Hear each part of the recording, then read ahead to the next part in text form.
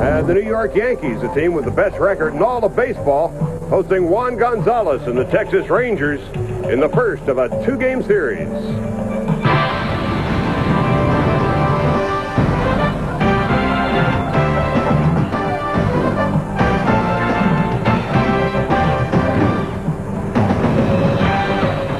It's Wednesday night baseball from the Bronx, Yankee Stadium, the Yankees and the Texas Rangers. Hi, everybody. I'm Charlie Steiner. The New York Yankees at 25-7 are off to their fastest start in 40 years. And if the Red Sox and Texas Rangers shared the same division, they would both be 3.5 games behind the high-flying New York Yankees. Joined tonight by Dave Campbell. And when you think about the Yankees' astonishing start, they have done it with Chuck Knobloch hitting just .242. Mariano Rivera missed the first 3 weeks of the season. So some other guys are picking up the slack. Yeah, they really are, Charlie. But the Yankees find different ways to win. I mean, in the early going, they were running like crazy on the base pass. They lead the American League in stolen bases. Then they got the home run ball going. Last night they won with little ball, advancing a runner in the squeeze play. The pitching has been real good, with the exception maybe of David Cone and David Wells consistently. But the one guy who has been consistent, just like last year, Tino Martinez, 141 RBIs last year, and on a pace like that again. Martinez hitting .333 in the early going. The Texas Rangers, on the other hand, they're in first place in the American League West by 4.5 games over the Angels. On display tonight, the human RBI machine, Juan Gonzalez. 323 RBIs in his last 304 games, better than an RBI a game since the beginning of the '96 season. He's one of those guys, when he gets men on base, his eyes get real big. Some guys are afraid to hit in the pressure. Gonzalez thrives on it. Speaking of the '96 season, that is when the Yankees and Rangers last met in the postseason. Maybe this year, we'll see it all over again. Yankees and Rangers coming up next.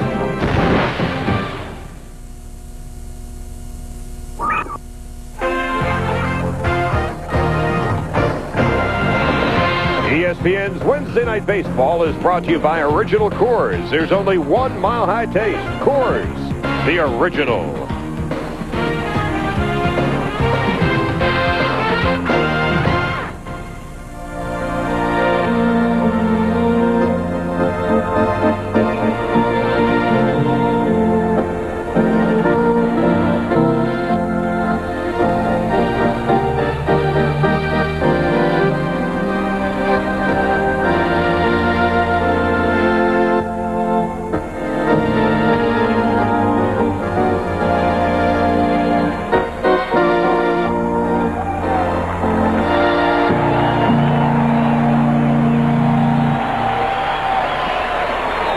On a cool, crisp spring night in New York, it's the Yankees and the Texas Rangers in the first of a two-game series. A crowd of probably about 20,000, and frankly, the Yankees have had great trouble drawing crowds this year. Perhaps they're spoiled. Their team is 25-7, and Dave, I heard that this sitcom is going off the air tomorrow night, and in its honor, Wayne Knight of Newman is going to be throwing out the first ball. Well, thank goodness. I thought David Cone had gained some weight. Newman's going to fire out the first pitch tonight. Of course, there has been a Yankee connection on Seinfeld over the years, so the press has got their cameras ready to take pictures of Wayne Knight, a.k.a. Newman. He's getting a standing ovation. Well, let's see what he can bring to the dance. I'll guarantee you one thing. If that sitcom took place in Chicago, he wouldn't be getting a standing ovation. I think you're right about that. As Johnny Oates looks on, and wasn't much of an arm, wasn't much of a toss, but not a bad little sitcom. Now let's take a look at the starting lineups tonight for the Texas Rangers. Tom Goodwin is going to be leading it off. Talking to Will Clark the other day, he says that Tom Goodwin is simply the fastest man he has ever seen play baseball. Mark McLemore with a .439 on-base percentage batting second, followed by Rusty Greer, who turned it up a notch this weekend, going 6 out of 7, raising his batting average to .271. Juan Gonzalez and his 48 RBIs batting fourth, followed by Will Clark. Pudge Rodriguez at .396, leading the American League in hitting. Lee Stevens, Kevin Elster, and Fernando Tatis round out The starting 9. David Cone pitching for New York. Cone's record 4-1, but the ERA is 6.61. First time he has pitched in 8 days. He's bothered by a bit of a knee problem. He had reconstruction 15 years ago. Tweaked it a little bit in his last start. His numbers since he has come to New York are phenomenal. 32-11 with the Yankees, 18-5 here at the stadium. But that doesn't tell the whole story. He missed a lot of time with an aneurysm, missed some time with a shoulder problem last year, but when he is healthy, he is still one of the best in the game. Fastball, slider, great split forkball, and one of the best competitors in the game. He pitches tonight with a heavy heart. Tomorrow at the Sloan Kettering Cancer Institute here in New York, his mom will have surgery to remove a mass from her lung. The initial report is that it is benign, but it's still always serious business, that kind of surgery. And so David Cone pitching tonight and basically in some kind of a sanctuary out on the hill where he can forget about everything. Take a look at the Yankee defense playing behind Cone, and it's been a very good defense to say the least. Chad Curtis in left, Bernie Williams. He's the anchor of the outfield and center. Paul O'Neill underrated in right. Double play combination of Jeter and Knobloch, certainly one of the very best in the game, perhaps the best offensively and near the top defensively.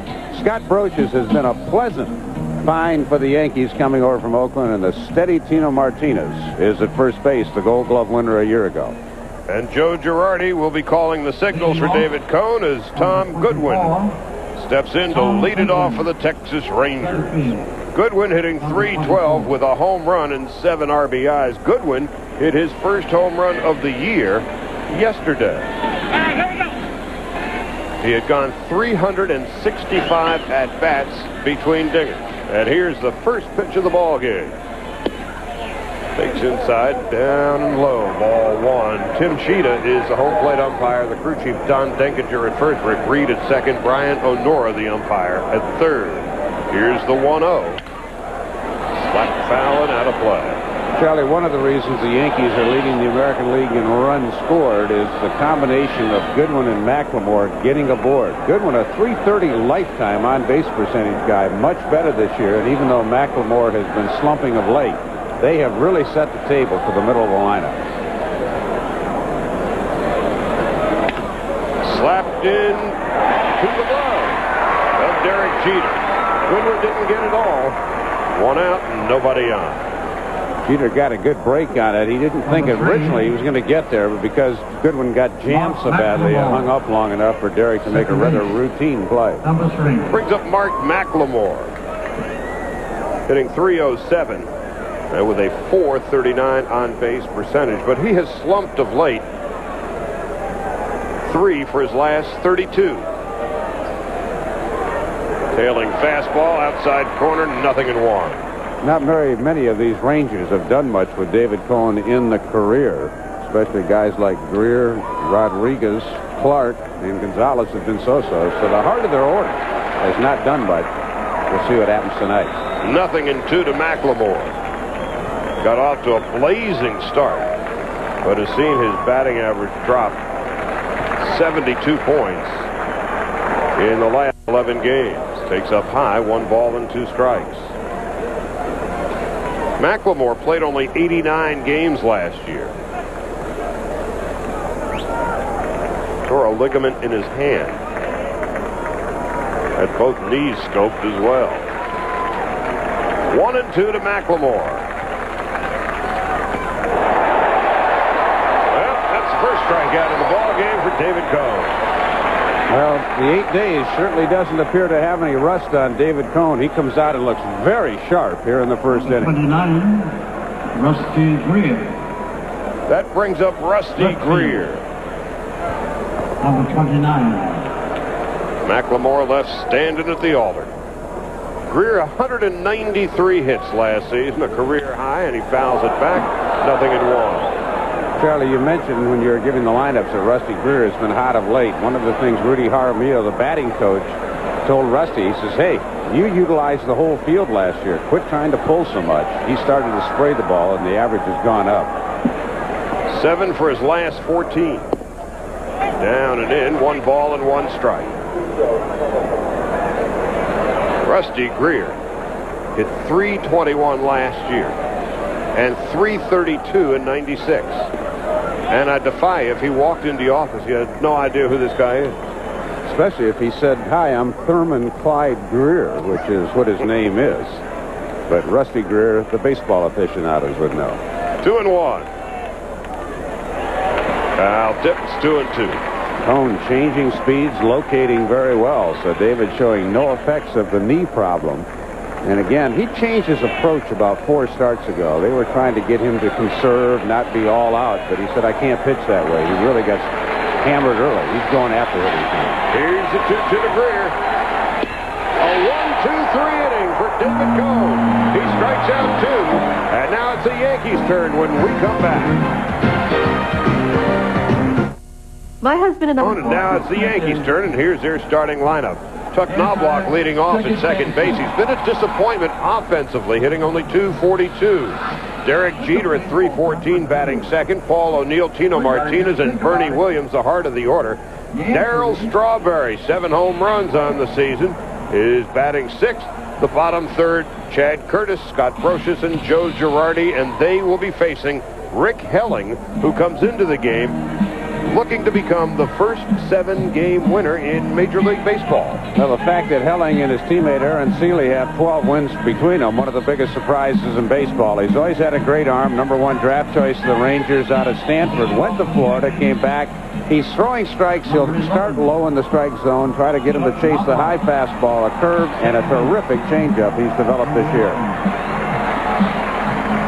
Chuck Knobloch will be leading it off for the Yankees. Knobloch, in his first season in New York, as you take a look at Tom Goodwin, center field, and Rick Helling, apparently doesn't change his ball cap often. From the John Wetland School. Yeah, it sure is. Did a lot of salt on that cap from the perspiration. If you're going to play down in Texas, you're going to get a lot of salt on your cap. 99 degrees down there yesterday. It's about 35 degrees cooler here tonight. Here's the first pitch to Knobloch. And he takes call strike. Knobloch hitting just .242. But he's a career 304 hitter. The Yankees know he's going to come on. Well, Helling will have to throw strikes tonight because the Yankee lineup really knows how to extend the counts. Coming into the game, you know, we can vary you with statistics, but here is actually one of the more interesting statistics in baseball this year. The Yankees average 18.5 pitches per inning. So they are patient hitters. That's a call strike. No other team is anywhere near that many. So they will look at a lot of pitches. And what it does is wear down the opposing pitcher as much as anything else. Yeah, multiply that out times 6 innings, you get to 108 pitches. And a lot of starting pitchers, you have to stick a fork in them at 108 pitches. So if you don't have a deep bullpen, the Yankees are going to get you. The 1-2, it's in the dirt, it's 2-2. And so the Yankee hitters wait for their pitchers, or wait for their pitches, and the opposing pitchers are forced to work a lot more than they would like. That really came to fore in 1996 in Game 4 of the World Series. Denny Nagel had a 6-0 lead over the Yankees, but they finally wore him down and got him out of there in the 6th, and the Braves didn't have much depth in their bullpen. The Yankees won that game and turned the series around. Knobloch takes ball 3. So here's the leadoff hitter already extending the count forward.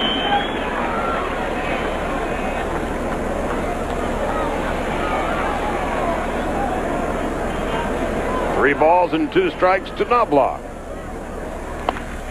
Drills it down the third baseline. That's fair. Knobloch on his way to second base, and he will make it as Greer has trouble picking it up. A double for Knobloch to lead off the bottom half of the first. Now, last year, Derek Jeter, #1, Chuck Knobloch, #2. And, of course, Knobloch was with the Twins then, and pitches seam. I mean, that means they play a lot of games, but they also work the count deep. Knobloch knew he'd get a fastball, 3-2. Turned on it, whipped it in the corner. So the Yankees do what they do best, make the pitcher work hard and then get a base hit. And that brings up Derek Jeter, hitting 319. Correction, 314 with 5 home runs and 19 runs batted in. As Knobloch leads off second, Jeter squares and fouls it back. Well, again, this is the example of the little ball. It used to be the Bronx Bombers, with Roots and Gehrig. Well, they got some guys that can hit home runs, but they also have some great role players that know how to advance runners. Last night they won a 3-2 game. A lead double by Curtis. Brocious hit a ball to the right side to get him to third, and Girardi squeezed. Jeter's job is to get Knobloch to third base. Infield squeezed at the corners. Second and short back. And there's a high fly ball to deep left center field. Way back at the wall. It's caught by Rusty Greer on the warning track with his back to the wall. So Jeter tried to bunt on the first pitch and nearly took it out on the second. Aren't too many ballparks in the major leagues that would have held that one. Derek Jeter hit it a ton, but to one of the deeper parts, about 395 feet out there. Knobloch got caught between a rock and a hard place. In retrospect, he probably should have tagged, but he thought the ball was going to get over Greer's head. It used to be much deeper than that at Yankee Stadium. Yeah, that was 457 out in that area. I remember seeing Joe DiMaggio kicking the ground on a few drives he hit out that way. Unforgettable moment when Al Gianfrido caught that ball in front of the old Visitors bullpen in 1947. And now with one out and one on, here's Paul O'Neill, and he takes a call strike. O'Neill, 3 home runs, 23 runs batted in. The wind is blowing around toward left. But that shot by Jeter was all Derek. 0-1 to O'Neill, a .311 hitter.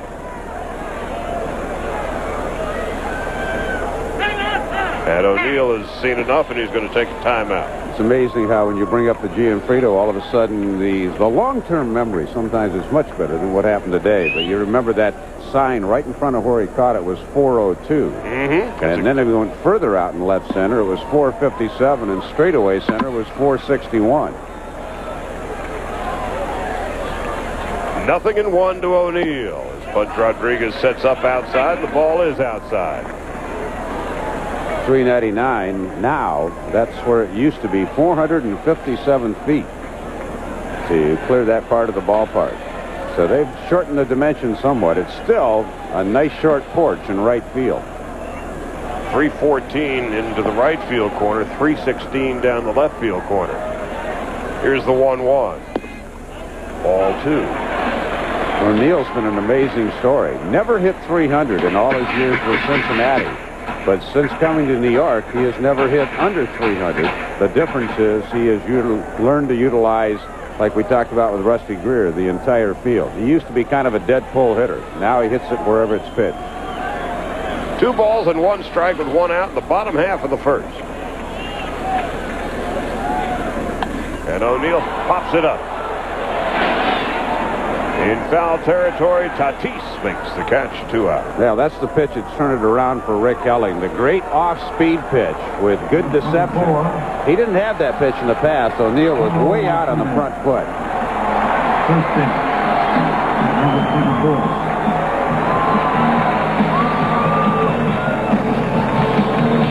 24. You see Paul way out, just waving at it. And no advance by the runners. So the Yankees, on the ball that Jeter hit, had Knobloch tagged up, he could have advanced to third. But it didn't seem to matter as O'Neill couldn't get him in anyway. Here's Tino Martinez hitting .333. And he takes a call strike. Now one of the most popular Yankees among the Yankee faithful here in the Bronx. It wasn't that way when he first arrived, having had to replace Don Mattingly. And he got off to a horrendous start here in New York. But he has found his way, and now he's become one of the most popular players. Took a road game back in his first year here, 1996. Played a 15-inning game down in Baltimore, and he hit a grand slam homer to win it. And that was when he was struggling at about 150 in May. But that turned it around for his season, and the fans got behind him then. 0-1 to Martinez. And Tino pops it up in the infield. Will Clark makes the call, and the catch, and the inning is over. So the Yankees strand 1. It's scoreless after 1.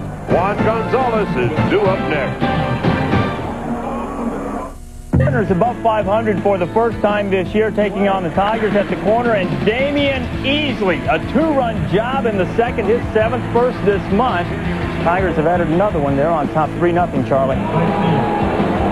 All right, Reese, here at Yankee Stadium. It's a chilly night. Not nearly as cold as it was here last night. We had rain here in the Northeast for what seemed like the past 2 weeks solid. And so it has cooled off considerably. However, tomorrow the feel of summer should be in the air. And here is the red-hot Juan Gonzalez. 9 home runs, 48 RBIs. 48 RBIs in 37 games. Everybody's talking about whether or not Roger Maris's home run record might fall this year, and it might well. And there's a high drive to deep left center field, way back, and that is gone. Gonzalez well over the 399 sign for his 10th home run and his 49th run batted in.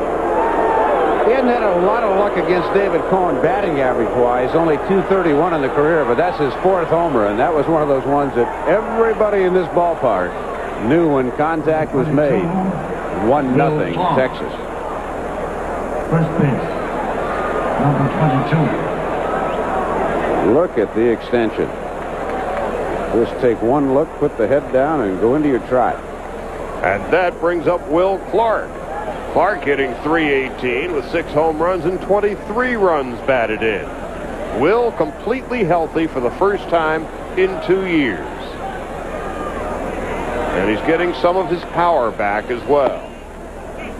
Well, it was the arm injury from 1996 that really limited his power a year ago. This guy's got no problems. All he needs to do is A, stay healthy, and B, have McLemore, Goodwin, and Greer get on base, and he may threaten that Hack Wilson record. That's a strike. 2 balls and 1 strike. So everybody has been talking about the 61 home run record held by Roger Maris. Everybody is also forgetting about Hack Wilson's 190 RBI record that Mr. Gonzalez appears to be in hot pursuit of. 2-1 to Will Clark, and he steps out.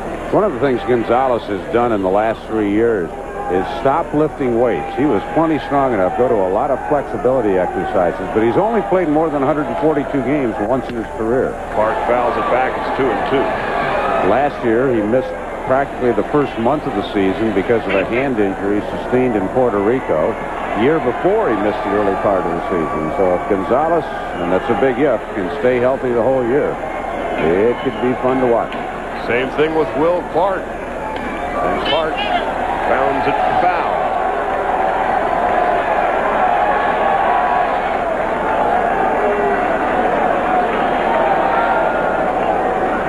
Will Clark missed 52 games last year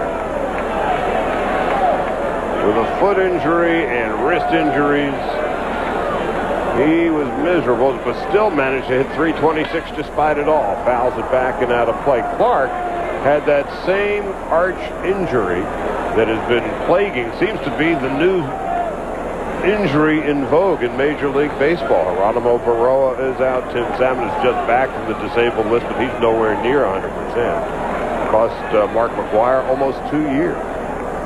Marty Cordova of Minnesota had it last year. And there's a high fly ball deep down the right field line if it stays fair, and it is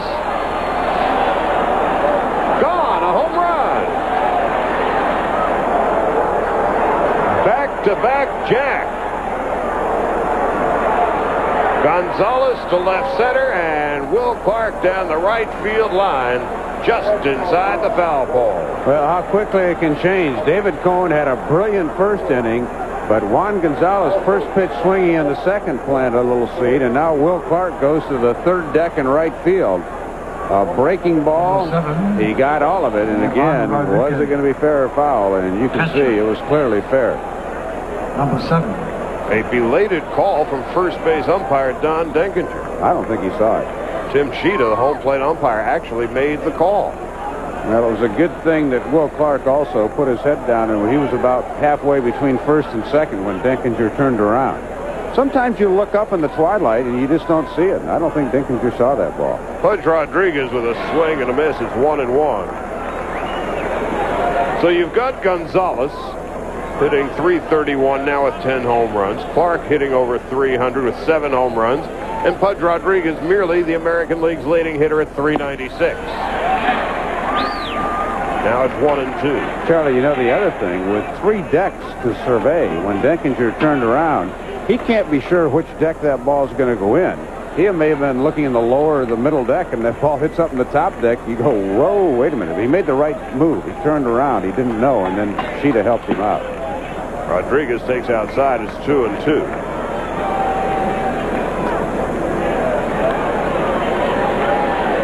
Pudge has won 6 consecutive Gold Gloves and 4 consecutive Silver Slugger bats as the best hitter at his position. Well, Joe Torre was talking about him. Joe, of course, manager of the Yankees and a former catcher in his own right. He says, without a doubt, Pudge Rodriguez is the best all-around catcher he's ever seen, combining the defense and the offense. Joe came up as a catcher, finished his career as a third baseman. Fouls it back, count holds it 2-2. Yeah, I don't think there's any doubt. Until Mike Piazza came along, Johnny Bench was considered the greatest hitting catcher ever. Yogi Berra right in there, Roy Campanella. But what Bench did over the years, and Bench had the great arm. But Pudge Rodriguez, he won't hit for that kind of power. But Torre says, in his opinion, Rodriguez is the best he's ever seen. Here's the 2-2 to Pudge. Call strike 3.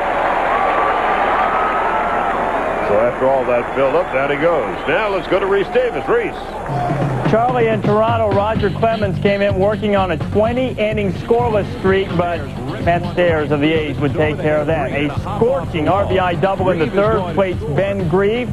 And Oakland jumps on top of Toronto, 1-0 in the fourth. Boy, there are a couple of pretty good-looking hitters, Grieve and Matt Stairs. Yeah, and one guy is a natural, and the other guy is kind of a self-made player, and Matt Stairs. And here is the late-arriving Lee Stevens. 0-1. Lee, with 21 home runs last year, had hit 17 in his previous 4 years combined. Yeah, I was going to say, I assume you don't mean that he got to the ballpark late tonight. At the age of 30, Stevens, in just his 4th big league season. Well, it's an amazing thing. He went to Japan and really learned how to hit over there after everybody else had given up on him here. Easy ground ball to Martinez. He'll take it himself. You just never know about a baseball player. I mean, sometimes they start out maybe as a hitter all their career. They never get tremendously better at all, but we saw a shot with Rhys Davis showing Damian Easley of Detroit. I mean, the first 5 or 6 years he played in the big leagues, never hit more than 5 homers. He goes deep 20-plus times last year. All of a sudden, he's doing it. And look at Rick Helling tonight for Texas, 6-0. There's a guy that struggled most of his big league career. And here's another one, Kevin Elster, who pops it up to short center field. Williams coming on, and it's drops. It looked as if Bernie got off to a late start, and then there seemed to be a communication gap between Williams and Derek Jeter. Yeah, I've been in that position going out in those pop-ups as an infielder. When a ball's up there that long, your job is to keep going for it, but you're saying in the back of your mind, come on, Bernie, call me off. And Jeter all of a sudden sees that the last second Bernie isn't going to get there, so he makes a try for it. The problem is you're afraid you're going to get trampled to death as an infielder running out there with your head up. But quite frankly, that's a ball that Bernie Williams should have caught. It is not quite dark yet, so there is still dusk here, and oftentimes that creates problems for outfielders and fly balls.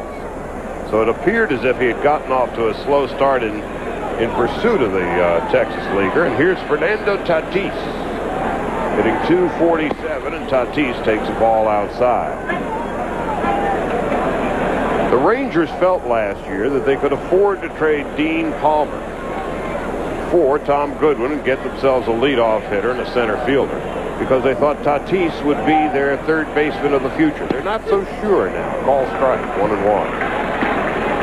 Well, he has been doing a lot of work Johnny Oates sat him down for about, well, basically 10 days. He didn't start.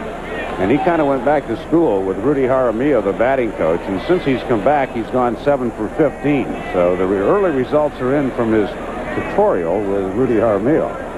1 ball and a strike. What he really tried to get him to do was get his hands in a better position, tell Fernando to think about hitting the ball to right center field instead of worrying about pulling it all the time. And again, results have been good so far. Foul back and out of play. With that open stance and the bat in the air, he looks like a mini Galarraga. Yeah, in a way. I mean, and the key, if you're going to stand that way, is you have to close that front shoulder off. And Galarraga does. Right now, Tatis is doing a better job. You have that shoulder open, but when the pitcher delivers the ball, then you must close it and think about right center field.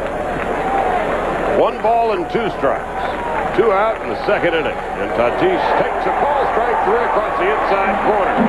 2 runs and 3 hits, and the Rangers have the early lead. Juan Gonzalez, Juan was gone. So too will the thrill.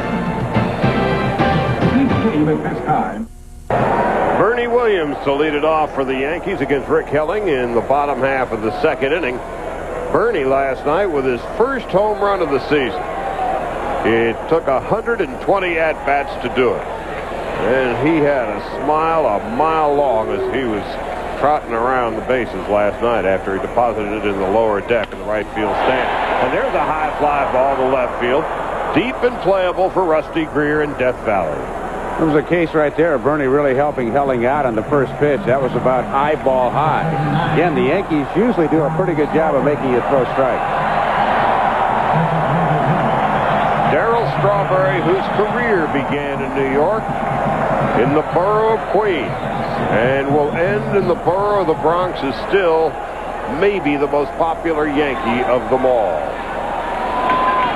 And you just hear the buzz as he steps into the batter's box, and that's a call strike.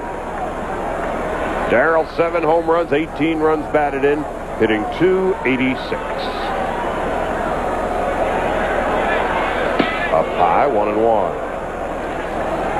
Keep an eye on Helling and how he utilizes the changeup. He got 2 big outs in the first inning. O'Neill and Tino popping up on the change.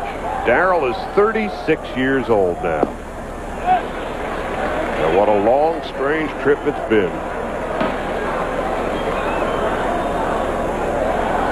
He is so remarkably at peace and relaxed. 2-1. Ball 3. Spent some time with him in the locker room today, and recollecting that 10, 12, 13 years ago across town, what a wild child he was.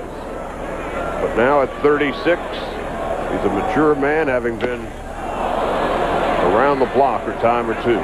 3-2. Well, Helling missed with a couple of changeups, 1-1 and 2-1, but got the gas past there. Let's see if he goes upstairs with a fastball here. With the count full. Ball 4.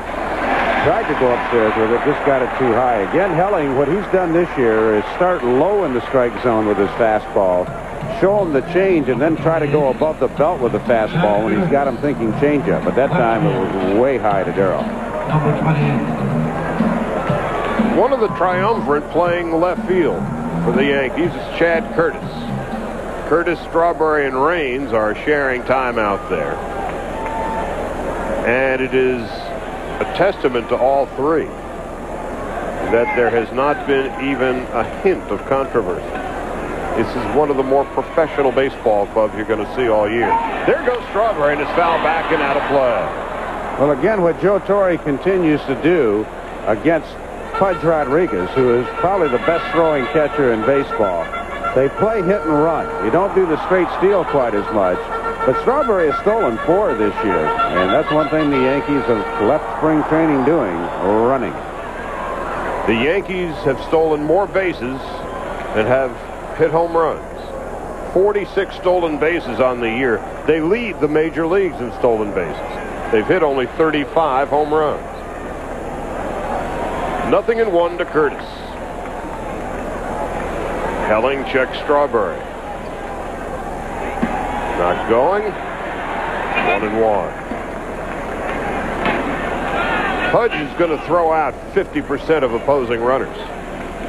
That's his career stat.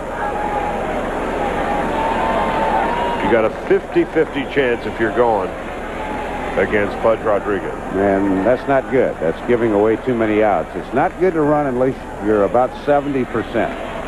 Then it starts to pay off for you. Here goes Darrell. Here comes the throw, and he's out at second base.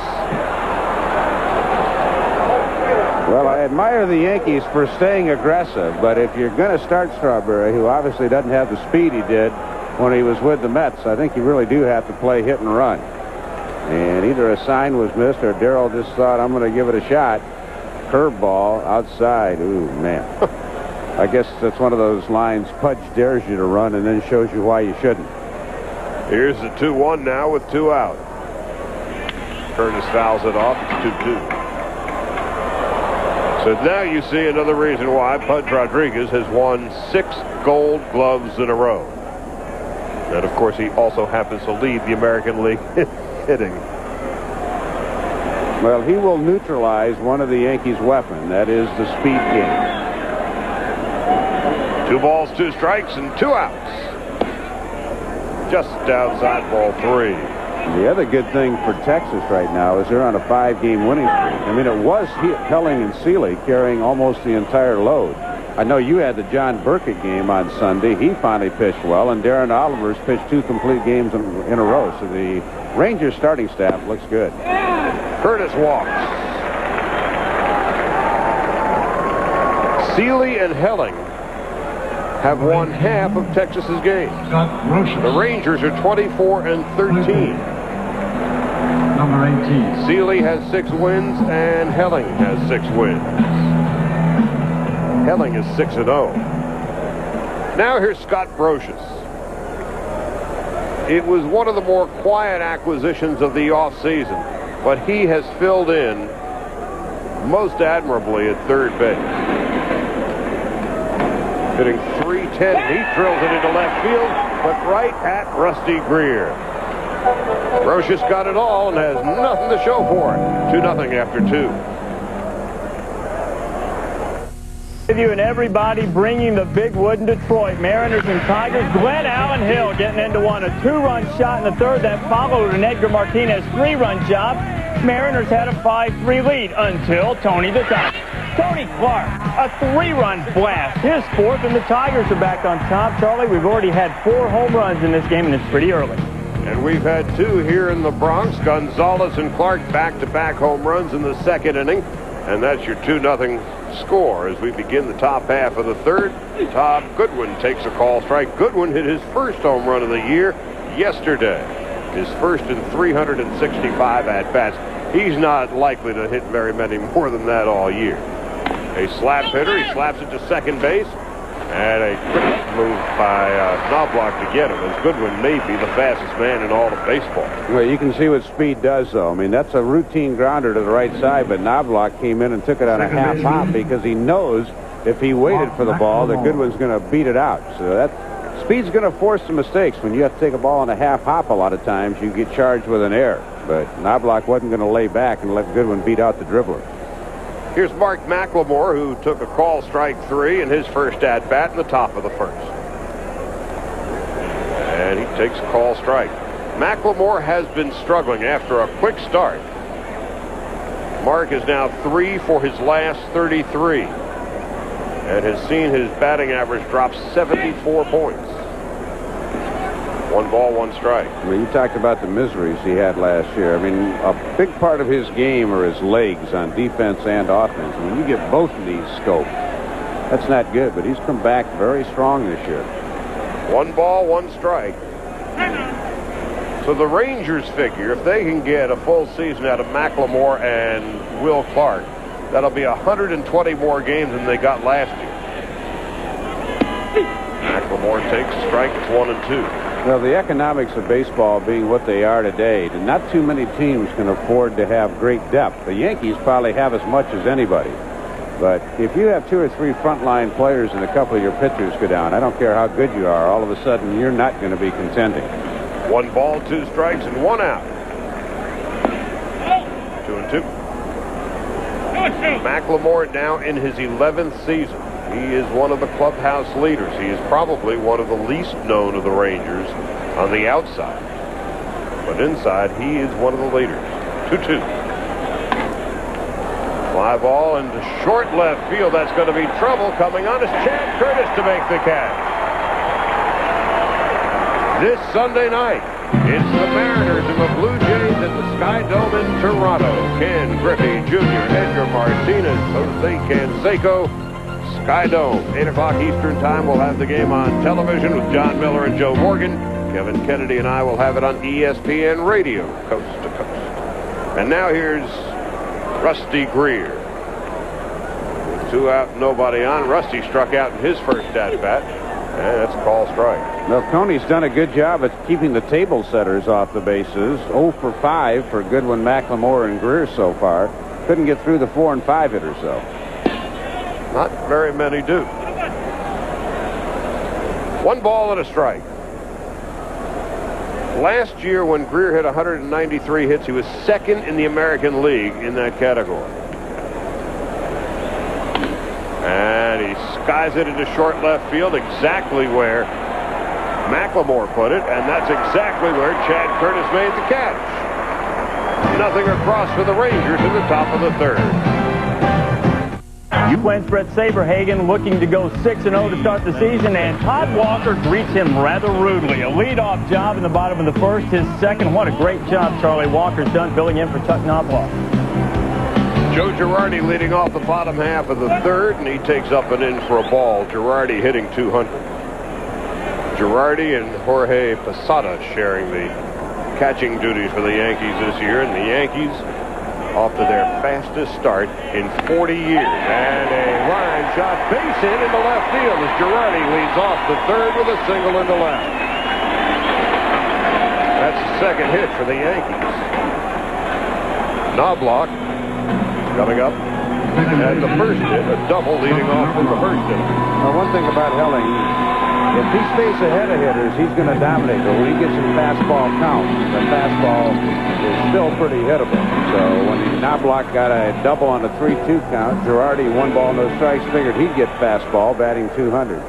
When Helling gets on top and can mix his pitches, that's when he's toughest. Outfield straight away, infield at double play depth. Nobody out in the bottom of the 3rd. And Knobloch off to a slow start. But slowly his batting average is heading toward respectability. At 248 now with the double in the 1st inning. A lifetime 300 hitter. Girardi with no speed to speak of, taking a short lead off first.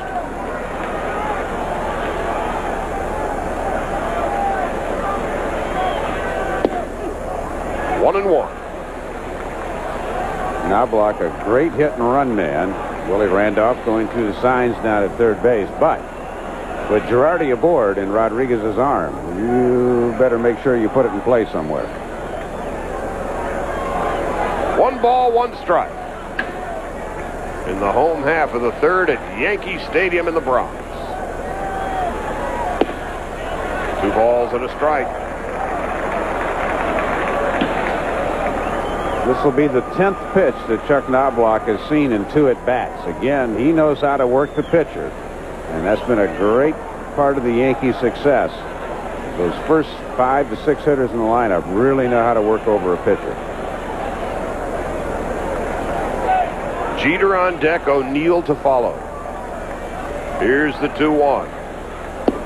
Ball 3. Well, Knobloch's got a fastball count again, even though Helling's got the good change and the good curve. Knobloch not a big power threat, so in this situation, Helling's going to try to throw him his best fastball and say, hit it if you can. Pitching coach Dick Bosman looking on. As Helling is digging himself a hole, 3-1. Slapped down the right field line, curving foul and out of play.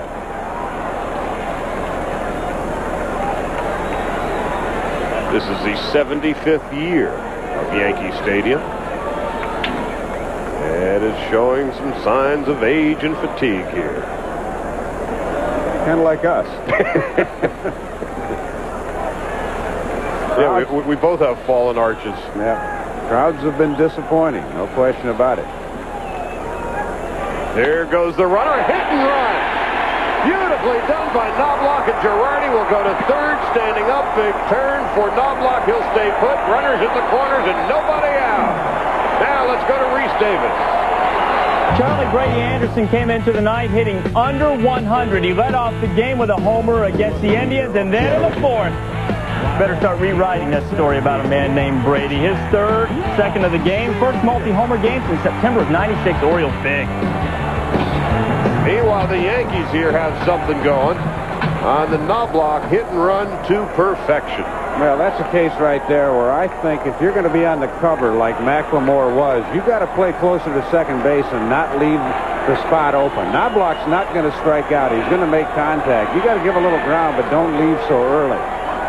Jeter just missed a home run in his first at-bat. A ball low and away for Helling. He put Rusty Greer right up against the wall in left center field in his first at-bat. And Yankee fans are smelling some blood and are trying to get to Helling.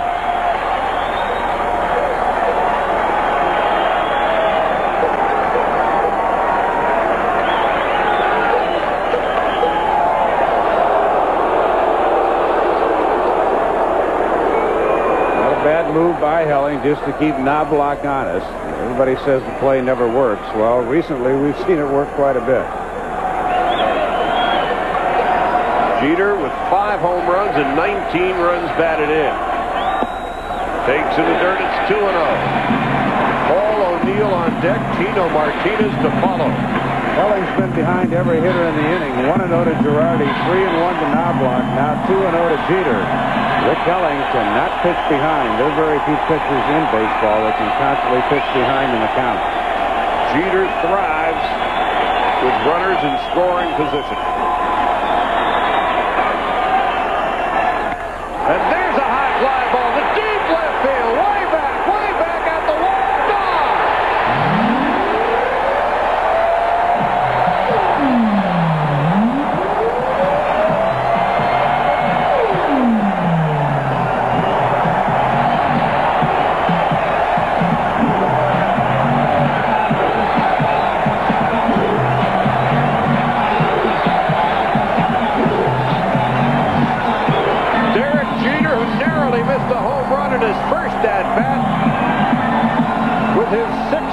Of the season, and the Yankees lead at 3-2, and Dick Bosman quickly to the hill to check with his rattled pitcher Rick Helling. Well, part of the talk is going to be getting ahead of hitters because that's what Rick Helling has to do. Coming into this game, he had given up 6 home runs, all of them solo, but he got behind Derek Jeter, who punished him with a 3-run shot. And again, Bosman saying, Rick, what's made you successful this year is strike one. He's gotten behind every hitter this inning, and the Yankees make him pay with a 3 spot.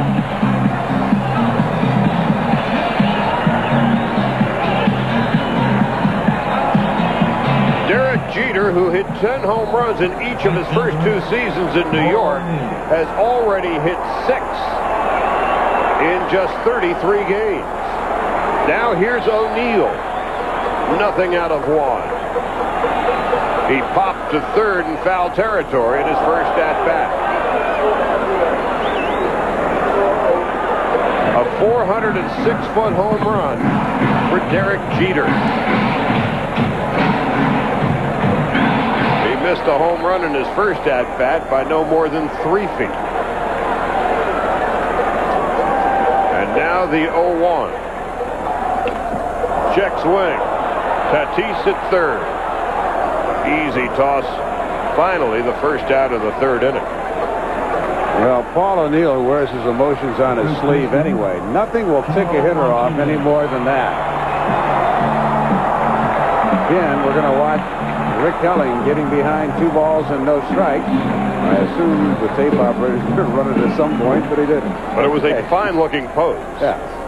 Well, anyway, trust us. Helling threw a 2-0 fastball, and Jeter hit it 406 feet. Here's Tino Martinez, and he takes the ball upstairs. Tino popped to first in his first at-bat. Tape machine had the same problem that I have sometimes. Vapor lock. That's called strike 1-1. Tino Martinez with 44 home runs last year. That was the most by a Yankee first baseman since a fella named Gehrig. Big swing and a miss. Charlie, one of the things that happens, Helling, I'm sure, thinking about this game tonight, goes, I got to get the key outs are going to be O'Neill, Martinez, Bernie Williams, and Strawberry. But what he did, he got out of the pitching pattern to Girardi, Knobloch, and Jeter. He says, well, I'm just going to throw these guys fastballs because I don't want them to, I'm not worried about them. Well, they did a lot of damage. Just 2 singles and a homer. So you got to concentrate on everybody in that lineup. 2 balls and 2 strikes with 1 out. Bernie Williams on deck. And Tino takes a call, strike 3.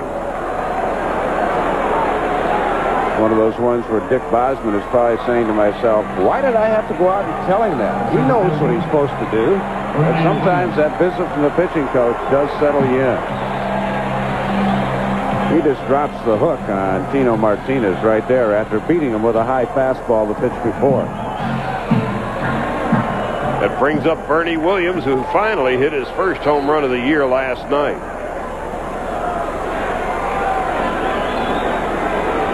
Now in his 7th season. That's called strike. And there are those who feel it will be his last season in the Bronx. There's already been talk of some underhanded deal in Arizona. And there's a line drive base hit into right field.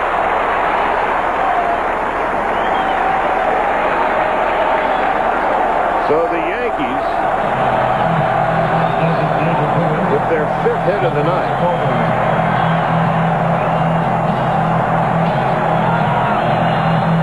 and that brings up Darryl Strawberry. Darryl walked in his first at-bat, hitting .286. 7 home runs, 18 runs batted in. Williams with good speed and a good lead. And it's a ball. Bernie has 7 stolen bases on the year.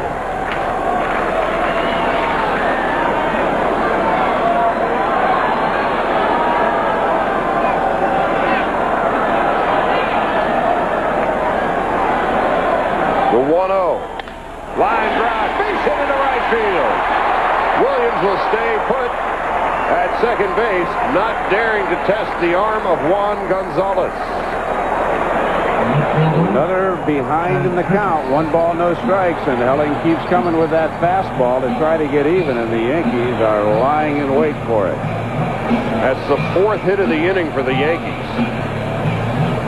You can throw a fastball when you're behind in the count if you can paint the corners. So Rick Helling, kind of a 4-seam guy right over the top, has been in the middle of the plate when he's thrown his fastball 4 strikes. That brings up Chad Curtis. Curtis walking his first at-bat. Chad hitting .321. The Yankees have so many weapons. One of the things that Joe Girardi, the Yankee catcher, did when he was in Colorado, he had a lot of pitchers that were not power pitchers, so he called a lot of breaking balls when his pitchers were behind in the count to establish the breaking ball.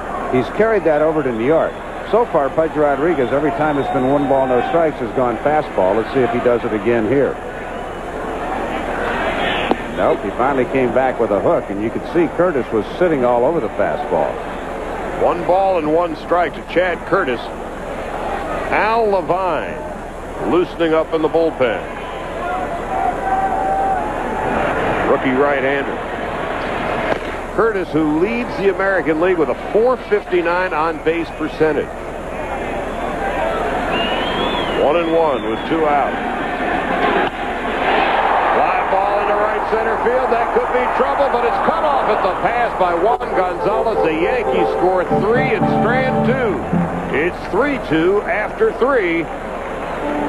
Gonzalez will lead it off in the 4th. Hits for the Yankees, 2 runs and 3 hits for the Rangers. And Juan Gonzalez, who led off the 2nd inning with a monstrous home run about 430 feet away.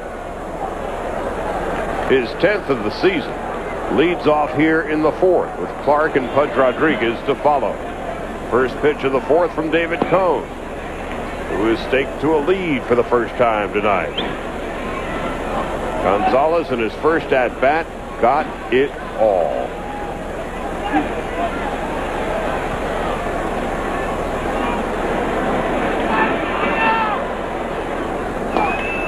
Ground ball foul. 1 ball, 1 strike. Always a big inning after your team has rallied to give you the lead for the pitcher. So let's see what David Cone can do after the Yankees rally for 3 to give them a 1-run lead. If Gonzalez can only stay healthy. Last year, despite missing 30 games, still hit 42 home runs and 131 RBIs. Takes it in the dirt. It's 2-1. Juan has not played in more than 140 games since the 1992 season. In 7 full years in Texas, he has averaged 36 home runs and 110 runs batted in. That's a fair ball down the left field line. Gonzalez on his way to second base. We may have a play at second base, and he is safe.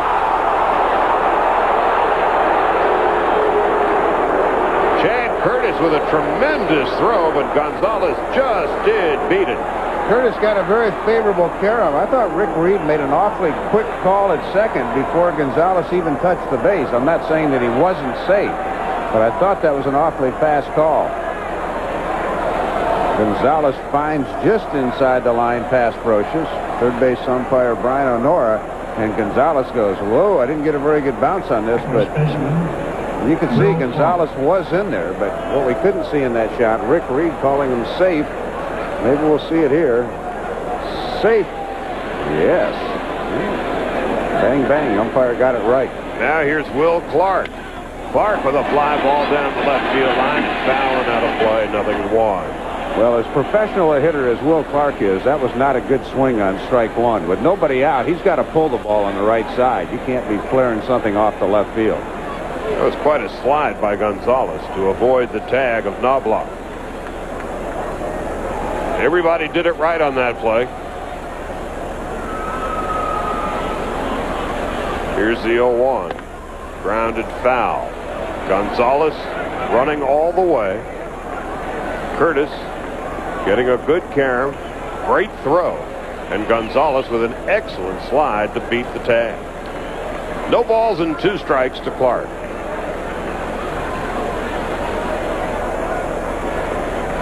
Will with the home run, his 7th of the season, now 24 RBIs and hitting .323.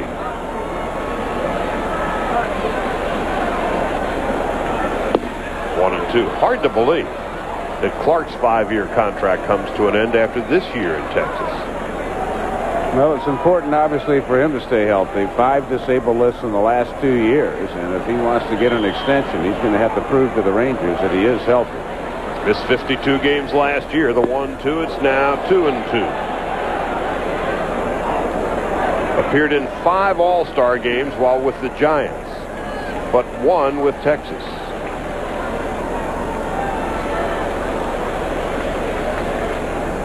From 87 through 91 in San Francisco, Clark averaged 27 home runs and 104 RBIs. In Texas, he's averaged just 13 home runs and 74 runs batted in. And that's a clean single into right field. Gonzalez is being sent home, and he's going to score standing up. And that ties the score at 3 on the clean single into right by Clark, his 2nd RBI of the night. Well, again, David Cone's done a wonderful job of keeping the table setters off base. He has retired the top 3 guys in the order both times, but he can't get Gonzalez and Clark out. We said Clark had a bad swing at the first pitch, but he made up for it the next 2. David Cone keeps wanting to throw him that off-speed pitch. Clark has a home run and a single off the slider to show for it. So Clark and Gonzalez tonight have combined for 4 of 5 Texas hits and have scored 3 of their 4 runs. Now here's Pudge Rodriguez, who struck out. Took a call strike 3 in the 2nd inning. Pudge now hitting .393, and he takes low and away for a ball.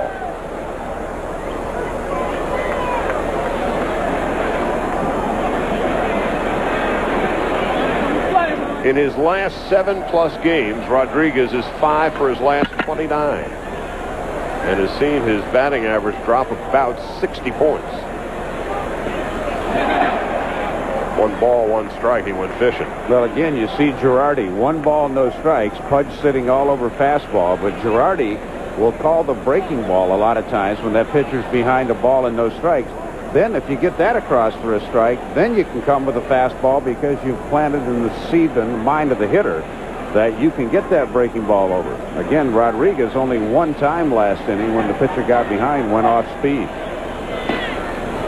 Keeping Clark close. I mean, as good as Jorge Posada has been offensively, last year the Yankee pitchers had about a 1.5 better ERA with Girardi. So offense is important for that catching position, but handling pitches is also very important. Whack foul. The Yankees, of course, have had a history over the years of sharing catchers. People forget 1961, the 3-headed monster of Berra, Howard, and Blanchard combined for 63 home runs. So the Yankees in 61 had a right fielder who hit 61, a center fielder who hit 54, and a catching position that had 63 home runs.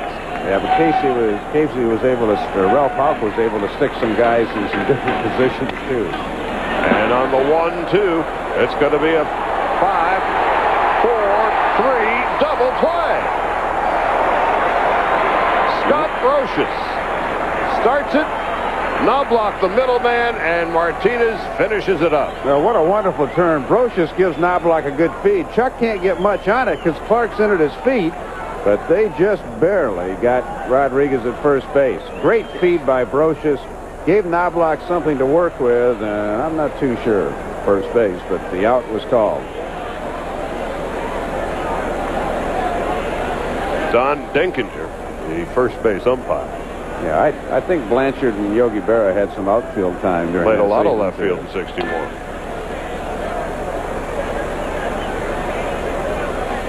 When Mazeroski hit the home run in 60, it was Yogi Berra who saw it disappear over the Forbes Field left field fence. There's Don Denkinger.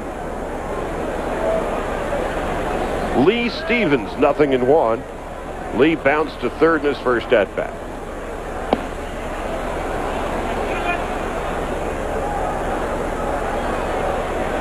One ball, 1 strike.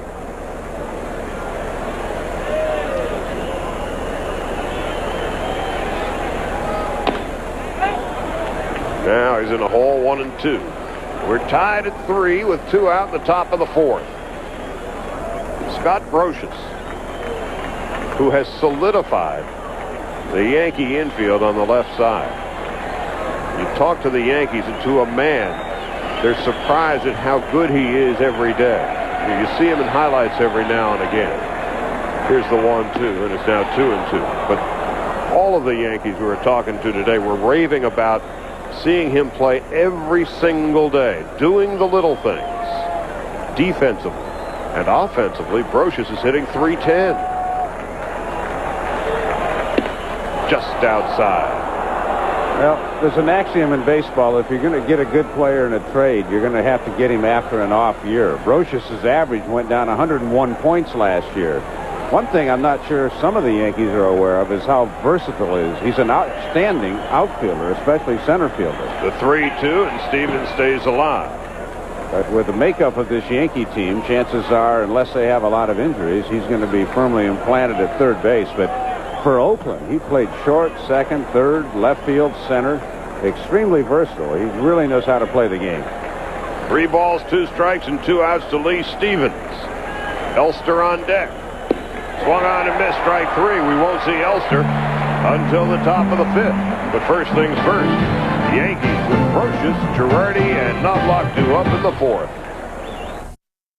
Davis with you, Red Sox and Twins. Brett Saberhagen feeling Minnesota, and so far it's painful. Terry Steinbach taking him out, his second. Walker homered earlier, and the Twins are on top of Saberhagen, 3-0, Charlie. Scott Brosius to lead it off for the Yankees in the bottom half of the 4th. And Brosius squares and takes a ball. Brosius flied to left in his first at-bat. Helling struggled in the 3rd inning. And he has struggled with his command tonight. He's 6-0 coming into the game. Brocious with a base hit into left field. So Scott Brocious delivers the Yankees' 6th hit of the night.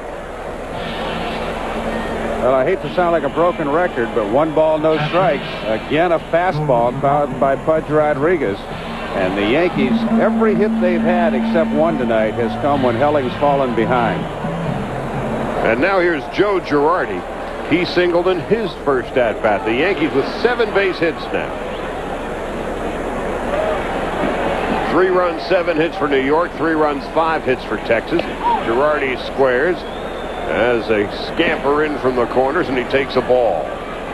Joe Torre is liable to do anything right here. Girardi, in addition to being a good bunter, also excellent at the hit and run. So don't be too surprised if Torre switches up and goes to hit and run.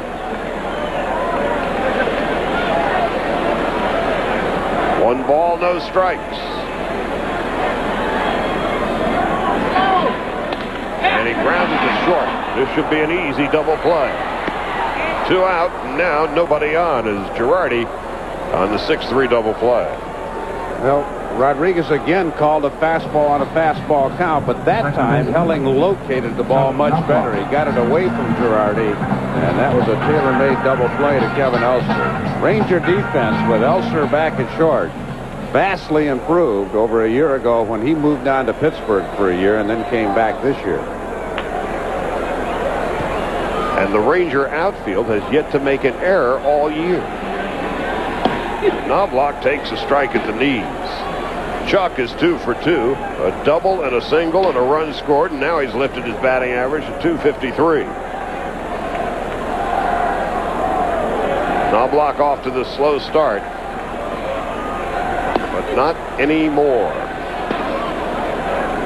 1996, Rangers won the West, went to the playoffs against the Yankees. They were #1 in the American League in defense after being horrible for years. Elster left last year. They fell all the way down to 9th. With Elster back, they trail only Tampa Bay in the American League right now in defense. 0-2 to Knobloch. Speaking of defense, as you take a look at Kevin Elster, Chuck Knobloch won his first Gold Glove last year. Good buddy down the way, Jim Cott, used to work together at ESPN, used to say the reputation the Texas Rangers had for years was they'll always give you 31 outs a game. A very poor fundamental defensive team, but they have improved greatly under Doug Melvin and Johnny Oates. Ground ball to second base. McLemore with the play, and the inning is over. 1, 2, 3, and through 4. We're tied at 3. Angels and White Sox, and new Comiskey. Chad Kreuter. That's a forcing one down the third base line. RBI double. Kreuter, 3 of his 7 RBIs, and come against Anaheim. Velarde's answer with a home run is 2-1 White Sox as they play in the top of the 3rd. Randy Velarde back a lot sooner than the Angels thought. So coming back from that reconstructed elbow. Meanwhile, here in New York, here's Kevin Elster. 0-1 to Elster in the top half of the 5th. Kevin with a single into center field. His first at-bat lines it right into the Yankee dugout. And there are some scampering white pinstripe uniforms down there. Andy Bennett, hot cup of coffee. Elster hitting .246. 5 home runs and 21 runs batted in. Here's the 0-2. Takes the ball. Kevin Elster had just one of those seasons in 1996 when he hit 24 home runs and knocked in 99 runs. Never before or since has he had a year like that.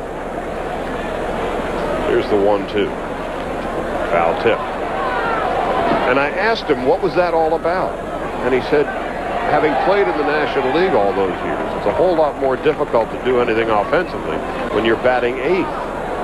And the pitcher is coming up next. That year he batted 9th, and he's got the leadoff hitter following him, and he was getting to see better pitches. Here's the 1-2.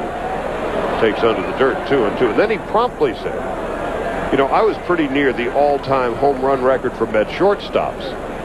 And so I asked, you were in hot pursuit of Elio Chacon and Bud Harrelson and Roy McMillan? Here's the 2-2. strike three.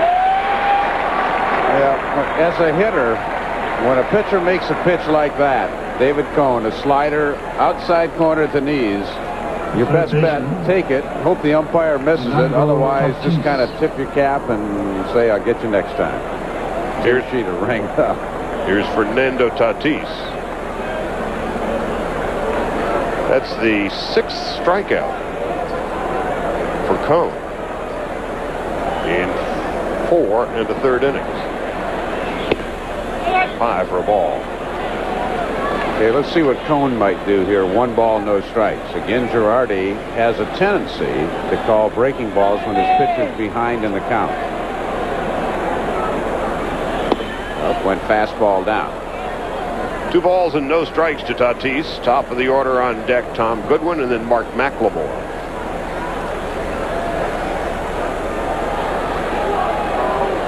Wind blowing slightly toward left field. And Tatis fouls it off to the right side. Now to play, 2-1.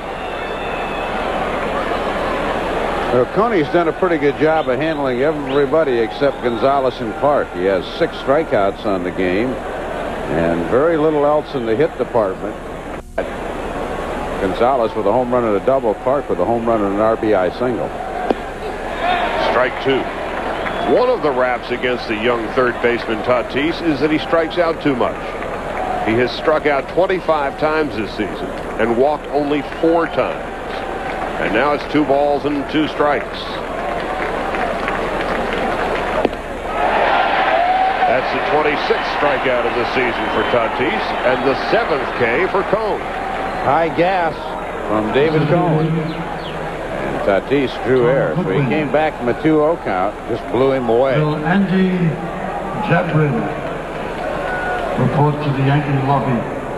You see that even though he closed off the front shoulder, again, he opened it up too quickly, and Rudy Jaramillo will probably talk to him about that.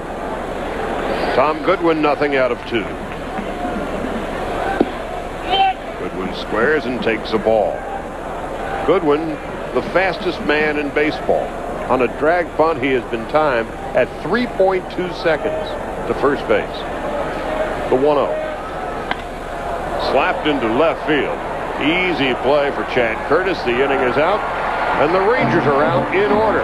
Halfway home, we're tied at 3. Got ourselves a good ball game here in the Bronx. Charlie Steiner along with Dave Campbell. And here's Derek Jeter, who homered in his last at-bat. Deep over the 399-foot sign in left center field. Jeter, that was his 6th home run of the season.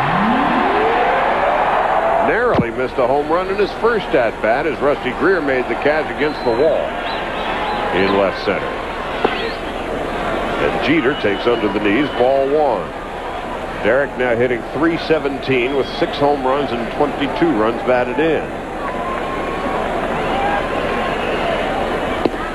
Upstairs, 2-0. So the Yankees 2, 3, and 4 hitters due up here. Paul O'Neill on deck, Tino Martinez to follow, and Bernie Williams should anything keep going.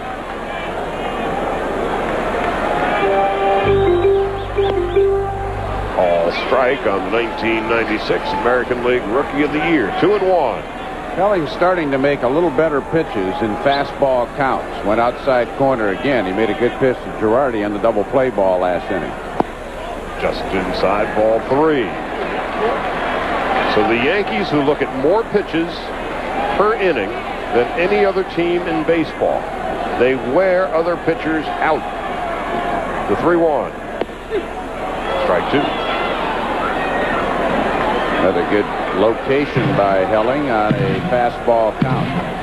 Still think that's why the Yankees beat the Braves in the '96 World Series, even though they didn't have Knobloch then. They really worked that Braves pitching staff. 3 balls and 2 strikes. Foul back and out of play.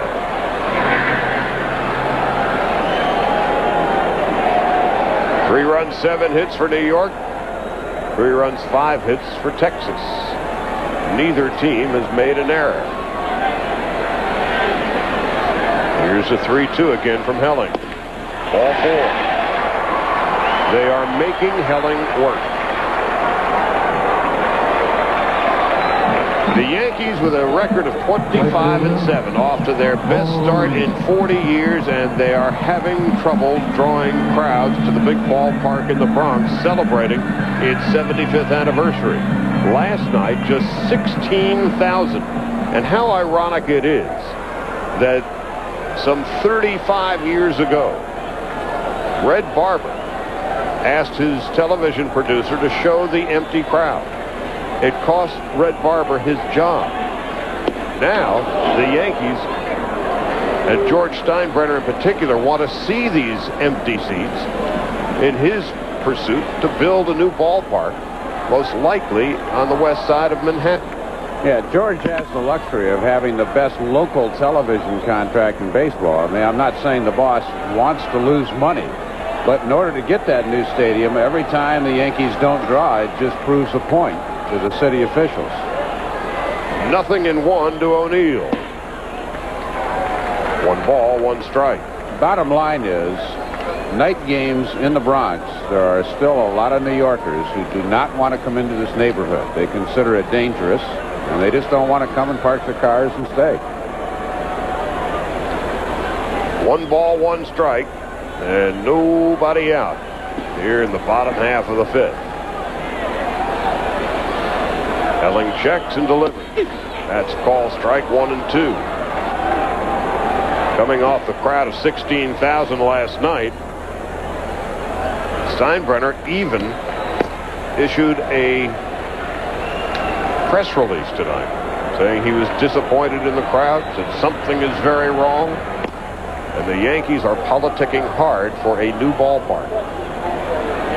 And when things fell out of the sky here, line drive down the left field line, that's going to be a base hit for O'Neill. Jeter on his way to third. Jeter is going to hold up at third. He slips and falls in an overthrow, and he's lucky to get back at third base. Derek Jeter was held up by Willie Randolph at third, and then he slipped on the grass, and had there been a good cutoff throw, he would have been dead to rights at third. Instead, it's now second and third for the Yankees, and nobody out. Well, Derek did a pretty good job of coming around third base under control, but because of 12 consecutive days of rain that ended yesterday, the feet go right out from underneath them. Elster did not notice that Jeter had slipped and fallen. Had he done that, he could have thrown to third, and they could have nailed him easily. Pitching coach Dick Bosman out for another emergency consultation with his young right-hander Rick Helling. And we talked about it in O'Neill's first at-bat, the fact that he never hit 300 in the National League. In the American League, he's never hit under 300, and that's a perfect example of why. Took the outside high fastball and just lined it to left field. There was a time in his career where he would roll the wrist over and just hit a pop-up or a weak grounder to second. Kevin Elster and Paul O'Neill knew one another when each was in the National League. Elster with the Mets, O'Neill with the Reds. And now Tino Martinez.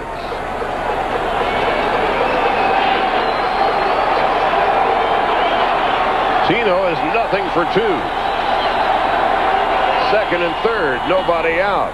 Outside, ball 1. Al Levine, the rookie right-hander, continues to warm in the bullpen. Rick Helling 6-0 this year because he's been able to throw strike 1. He's been behind a tremendous number of Yankee hitters tonight. 1 ball and no strikes to Tino Martinez. Last year, Martinez set the record for most runs batted in the month of April with 34. The record lasted exactly 1 year. Juan Gonzalez drove in 36 in the month of April this year. And now a free pass for Martinez that's going to load the bases for Bernie Williams.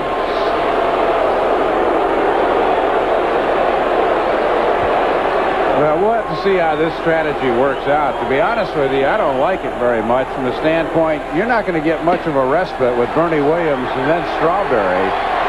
So Johnny Oates trying to play for the double play to blunt a big inning, but we'll have to see how it works out. With this Yankee lineup, I don't want to put the extra guys on base that I don't have to. And just a right-hander, Al Levine, warming up in the bullpen. Scott Bales and Eric Gunderson are the left-handers in the bullpen, but they are sitting and watching. And here is Bernie Williams, who's had a pretty fair career when the bases have been juiced. Bernie hit his first home run of the season last night.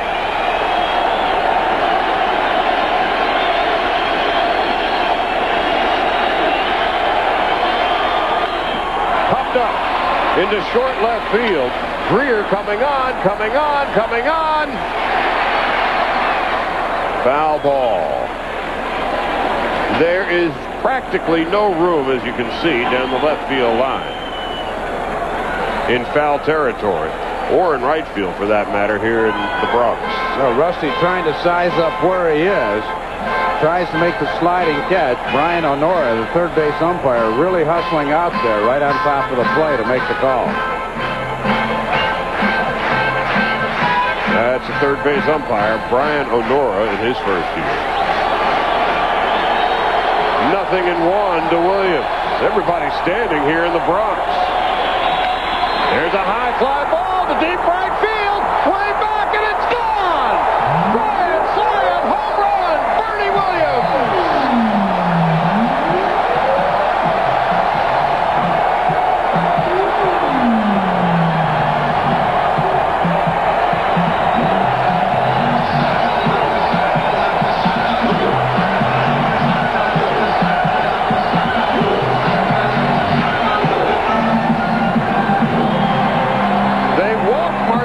Intentionally to pitch to Bernie Williams, and he responds with a grand slam home run. I guess. Again, Helling had given up 6 homers this year, all solo. Tonight, he gives up 2 home runs, a 3-run and a grand slam, and Bernie knew it.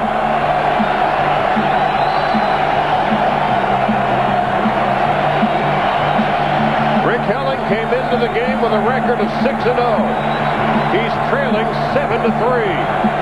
Bernie Williams with his second home run in as many nights. Darryl Strawberry wasn't going to get in the box until Bernie Williams came out for a curtain call. Darryl knows something about curtain calls here in New York. 7-3 Yankees.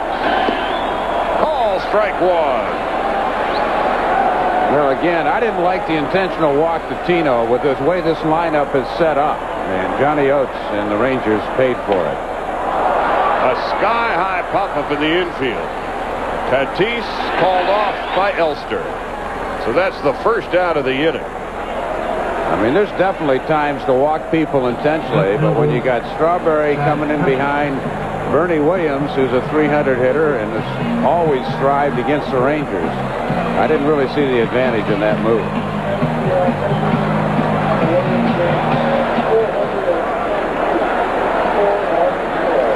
.410-foot grand slam home run for Bernie Williams has given the Yankees a 7-3 lead, and Chad Curtis takes a strike.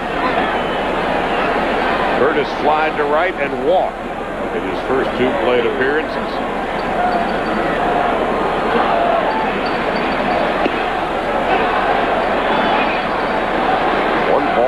Strike, 1 out.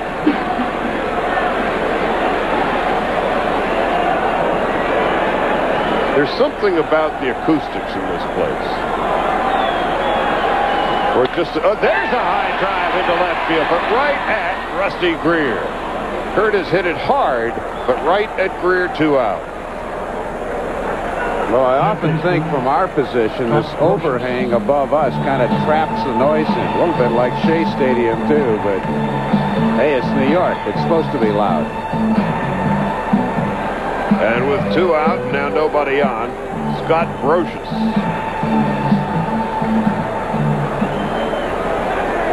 Brosius 1 for 2 tonight. Has lifted his batting average to .313. Brosius in a trade where both teams did well.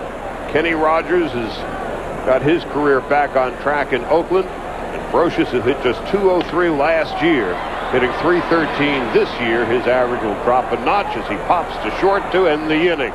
But 4 runs for the Yankees on the grand slam home run by Bernie Williams. And through 5, it's 7-3 New York.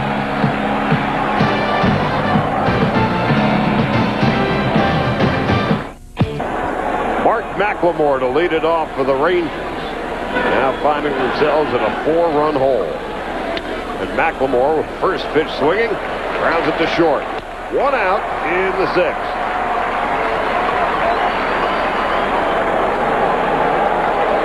So David Cone, after giving up 2 runs in the 2nd and another in the 4th, in command. They could only get Gonzalez and Clark out tonight. 1996, one of the keys to the Yankees World Championship, they turned it into a 6-inning game. If they led after 6, their record was unbelievable.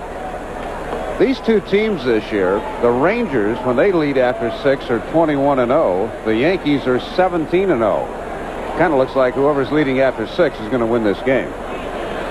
The 1-0 to Rusty Greer. It's 2 balls and no strikes. And you've got 2 of the preeminent firemen in all of baseball.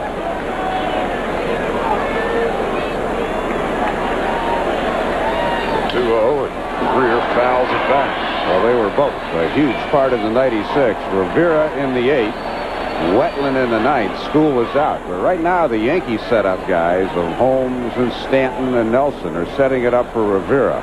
And that's why they're turning it into a 6-inning game. Greer fouls it back. It's 2-2. Well, the Yankees really have a very solid pen with Holmes and Nelson from the right side, Lloyd and Stanton from the left side, and Mariano Rivera. And the seldom used Willie Banks is out there as well. Greer into the left field corner and deep, and a fair ball.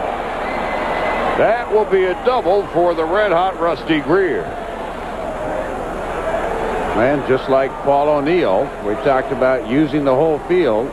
Rudy Jaramillo about a week ago told Rusty Greer, hey, those 193 hits you got last year were all over the park. Quit trying to pull so much. So Greer takes the high breaking ball and dusts the line down in the corner. Curtis gave it a good run, but the ball just barely fair. Greer is now 8 for his last 17 with that base hit. And here is Juan Gonzalez. Gonzalez with his 49th RBI of the year on a towering home run in his first at-bat and a double in his second at-bat. So Gonzalez now hitting .339. 10 home runs, 49 runs batted in. If Gonzalez can only stay healthy, that is the big proviso. He has not played in more than 140 games since 1992. Up high. 1 ball and 1 strike. Again, you see the pattern Girardi uses. He started Gonzalez off with a sweeping breaking ball. Gonzalez a bad swing, so Girardi and Cone have planted the seed of the breaking ball. Then they tried to pound the fastball in. It was just off the plate. 1 ball, 1 strike, and 1 out. And there's a high fly ball to left field, deep. Back at the warning track, Rusty Greer, or rather Chad Curtis makes the catch, and Rusty Greer goes back to second base. Gonzalez didn't miss that by much, and he didn't even hit it all that hard. No, it looked like he hit it with 1 hand, but if you get it inner half, the only thing that saved Cone is he got it a little bit away from him.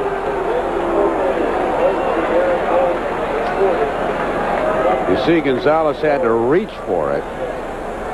Ooh. And just missed it. So Juan didn't miss his second ding-dong of the night by much. And here is Will Clark. Like Gonzalez before him, he's 2 for 2.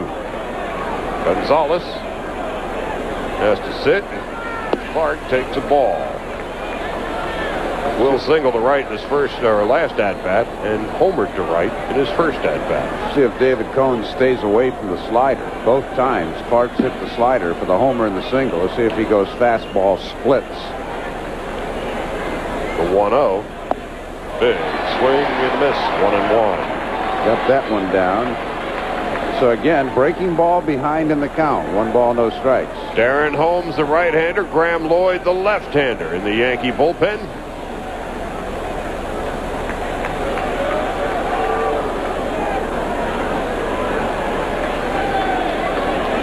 Cone checks Greer with 2 out. Sky high pop up in the infield. Derek Jeter calling off Brocious. The inning is over. 1 hit for the Rangers. They strand 1 after 5.5. 7-3 New York. Al Levine, rookie right-hander, on in relief of Rick Helling.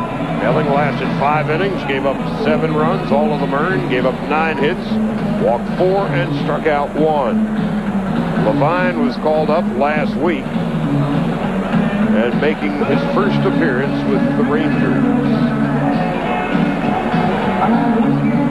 Came over from the White Sox in an off-season deal. That was the one that sent Benji Gill on to Chicago, where he was supposed to be the shortstop. But Benji right now playing in the minor leagues. Laurie Thomas, a left-hander, also came over with Levine in that trade. Levine had 5 appearances in Oklahoma City, where he had an impressive ERA of 2.57 in 5 relief appearances. So the rookie right-hander will be facing Joe Girardi, and then the Yankees top of the order, Knobloch and Derek Jeter. 1 ball and no strikes to Girardi, who is 1 out of 2 tonight. Single, scored a run on Jeter's 3-run home run, and then bounced into a double play in his second at-bat. Swing going to miss. It's 1-1. Well, I think Girardi's big contribution tonight has been in his pitch selection. I mean, you're only as good as your pitcher. You can put down the right fingers, but the Will Clark at bat last inning, 1 ball, no strikes, off-speed pitch, and then Clark's thinking off-speed, pound him inside with a fastball. And Girardi's strength is really kind of the thinking part of the game. Roberto Kelly is due back off the disabled list any day now, and when he comes back, Al Levine is ticketed back to Oklahoma City, so this may be his only appearance up here for a while. And just to conclude the thought, you can be the most brilliant signal caller in history, but if you don't have pitchers that either have good stuff or be locate, it's not going to do you a lot of good. But when you have a good staff, a catcher can make a great deal of difference. The 2-2.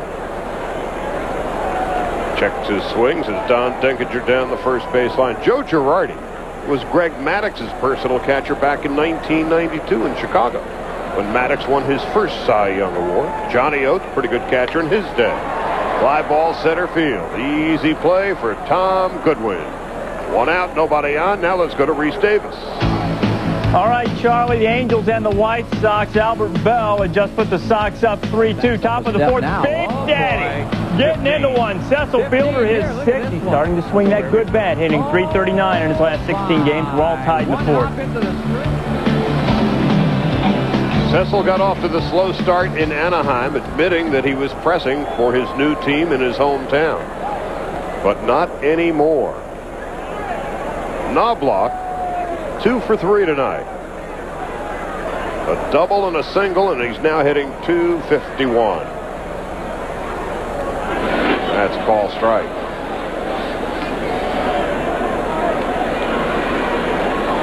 Knobloch off to the slow start, but slowly and steadily he has been raising his batting average. Hit .303 last year in Minneapolis. I wonder how Johnny Bench feels when he reads that Chuck Knobloch got his early start in baseball hitting off the Johnny Bench batter-up tee. 2 balls and a strike, foul back.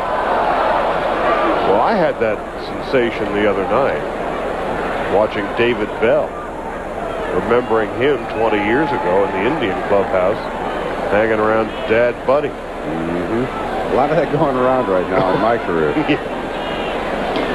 2 balls and 2 strikes. And Knobloch with his 3rd base hit of the night, a clean single into right field. Good high ball hitter. Levine left it right up in his eyes, and Chuck that great inside-out swing. So he's getting going. Bernie Williams is starting to hit homers, getting scary for the Yankee opponent.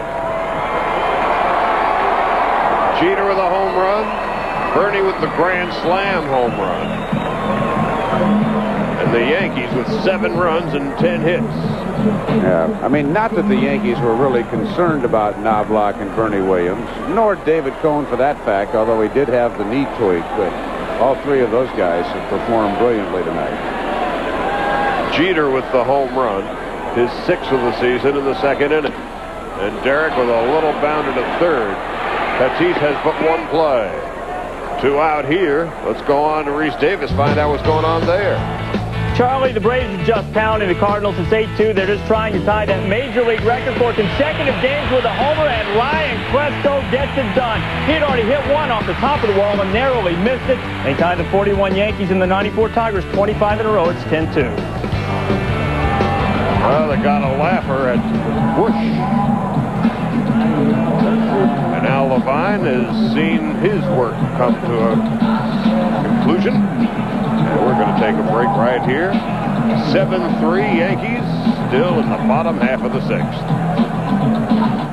Anderson now on in relief for the Texas Rangers with 2 outs in the bottom half of the 6th. And Chuck Knobloch at second base. Johnny Oates, because his starting pitchers had done so well the last week or so, getting his pen some work with left-handers Paul O'Neill, Tino Martinez, the switch hitter Bernie Williams, and Darryl Strawberry, a lefty, coming up. He's going to get Gunderson some work here, and obviously he'd like to keep the score where it is, with the Yankees leading by 4. He doesn't want to see Knobloch score. Gunderson with an ERA of a half a run has pitched 8 scoreless innings in his last 7 appearances. In 15 appearances, he's given up just 1 walk. And his ERA of .50 is the lowest among all American League relief pitchers. I was just thinking about Atlanta tying that major league record of the Yankees and Tigers with 25 straight games. A year ago, all the talk was how Atlanta wasn't going to be able to hit home runs because of Turner Field. The ball wasn't carrying there. Obviously, they've played a lot of home games during this streak. Galarraga has shown that he was not just a Coors Field hitter, which if you ever watch Galarraga play, which I have over the last 4 years, usually when he hits home runs, they're well in excess of 400 feet in any ballpark. So here's Paul O'Neill, lefty versus lefty.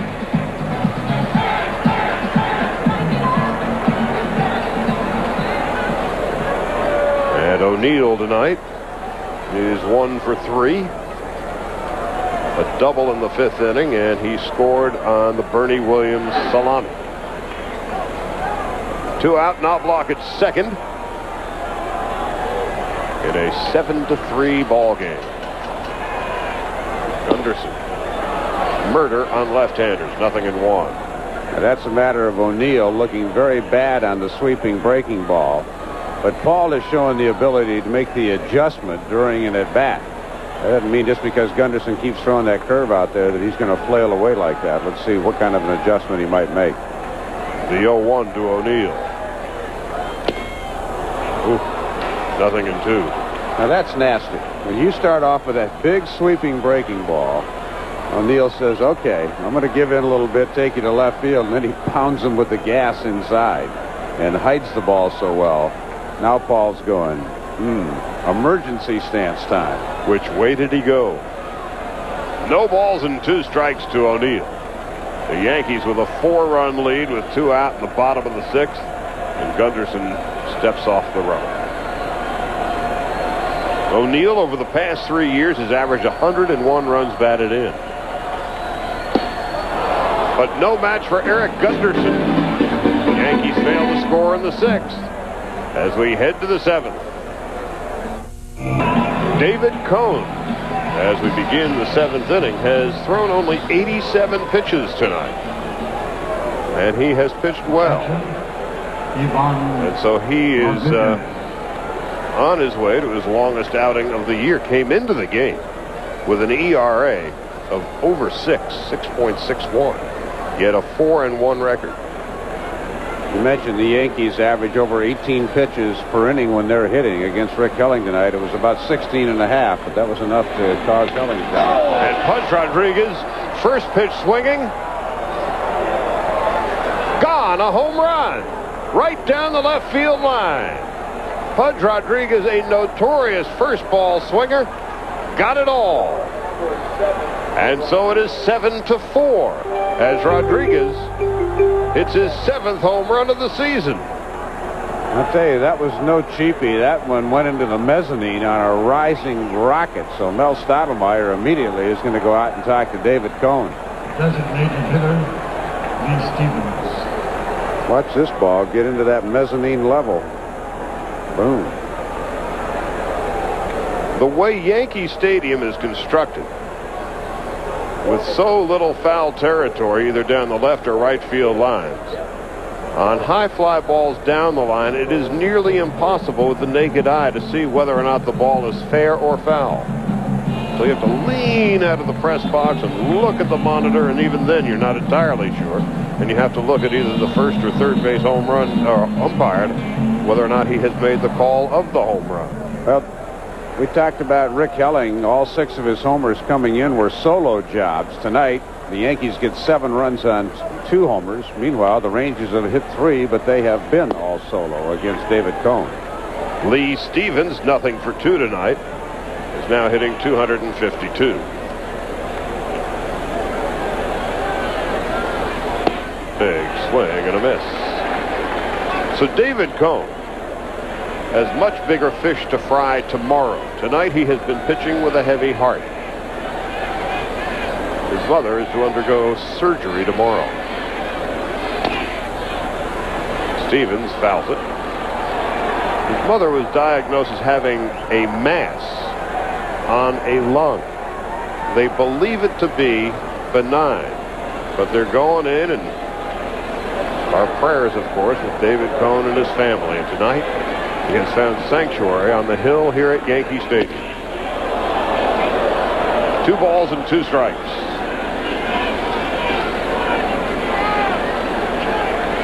As outgoing as David is, that is how private his mom is. That's Jeff Nelson in the bullpen. And so she has been embarrassed by all of the news of her upcoming surgery. But Cone has been in this town a good long time with both the Mets and the Yankees, and is a very popular personality in town. Foul back and out of play.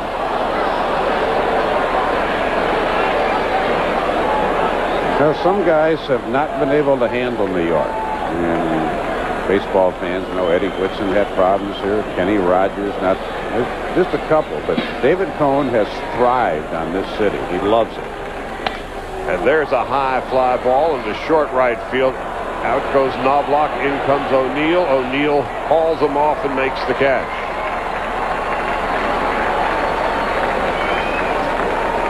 Chuck Knobloch, small town guy from Texas. That's going to be all for David Cone, as Joe Torre now has emerged from the Yankee dugout, and his night is over, and the entire Yankee infield comes in to pat David Cone on his back, and I am sure he will shower quickly, get a standing ovation from all the fans here at Yankee Stadium, and quickly head to Sloan Kettering Hospital to be with his mom tonight. Jeff Nelson on his way in when we come back.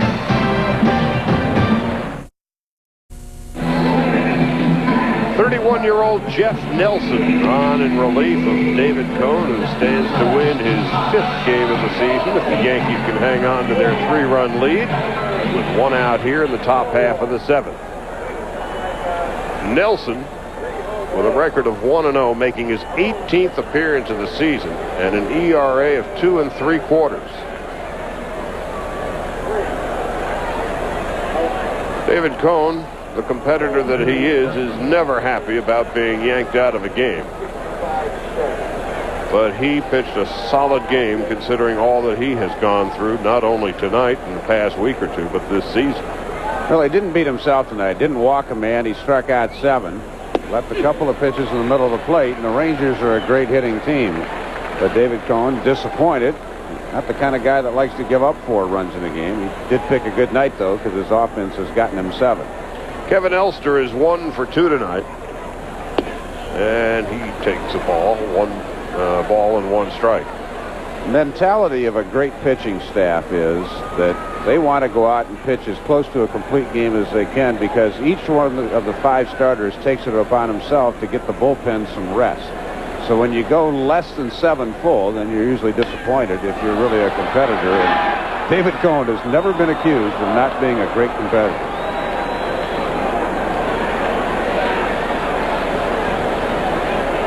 Tony on his way to his 5th win of the season if his Yankee bullpen can maintain the lead, and that's something they have been most adept at this year. Yankees with a record of 25-7, having won 78% of their games. They're 10-1 at Yankee Stadium this year. And Jeff Nelson is just murder on right-handers. That's high, 2 balls and a strike. Last year, right-handed hitters against Nelson hit a .168.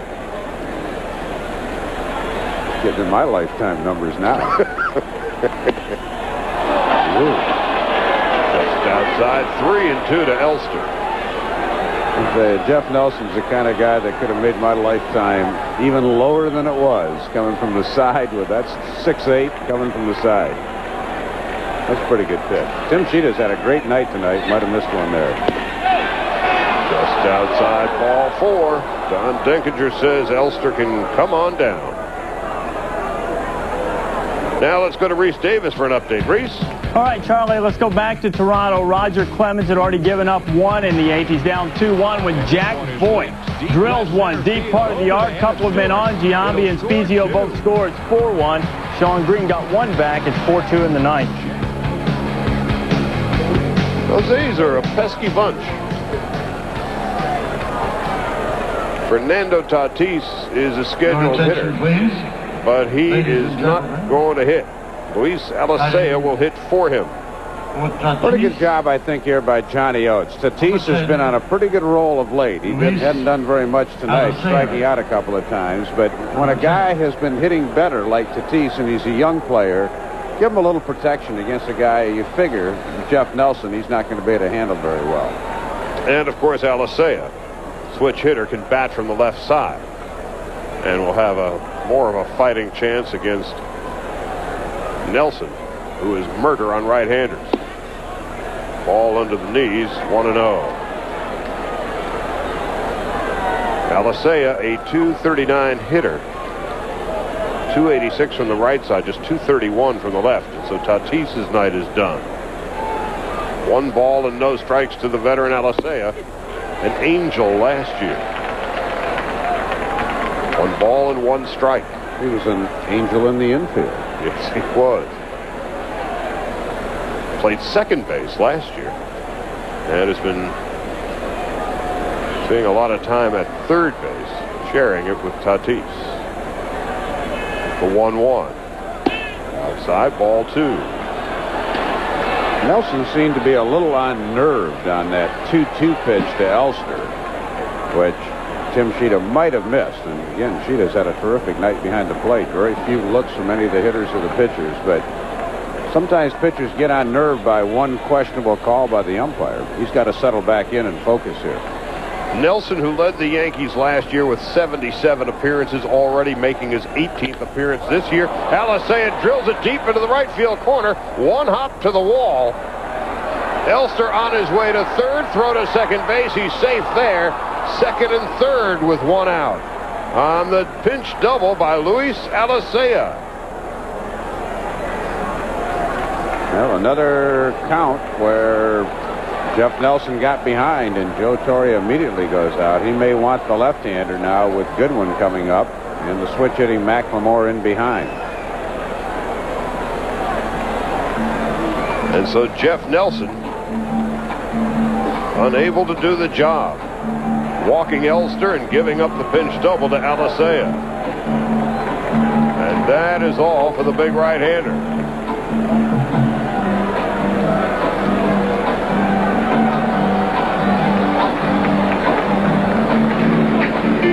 7-4 Yankees. We'll be right back. go to Colorado. Rockies have been awful at home. Just 4-11 hosting the Cubs. Jose Hernandez had already put the Cubs up 1-0 with a homer. And then it's Sammy Sosa going the other way. Came in hitting .322. He drives in Brant Brown, and the Cubs are on top 2-0, Charlie. And here in the Bronx, Mike Stanton is now on in relief for the Yankees, making his 17th appearance of the season, a record of 2-0. He's pitched 18 2/3 innings, giving up 8 earned runs, 14 hits, walked 5, and struck out 17. What we are seeing here tonight in the first of a 2-game series in the Bronx are the 2 leading hitting teams in the American League. Coming into the game, the Rangers had a team batting average of .303. The Yankees were second, hitting .293. And here comes 6'5", 240-pound Mike Sims to pinch hit for Tom Goodwin.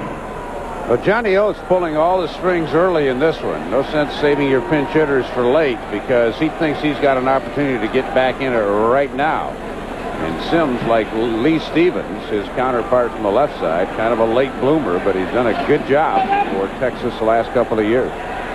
Hitting .435 in limited duty. In 23 at-bats, he has 10 hits, 2 of them home runs, 1 double, 10 RBI. And that's a ball upstairs. Mike Sims was taking batting practice the other day in Arlington with a cut-off shirt, and his arms were rippling like a lumberjack or a blacksmith. Large man, built like a linebacker. Foul back.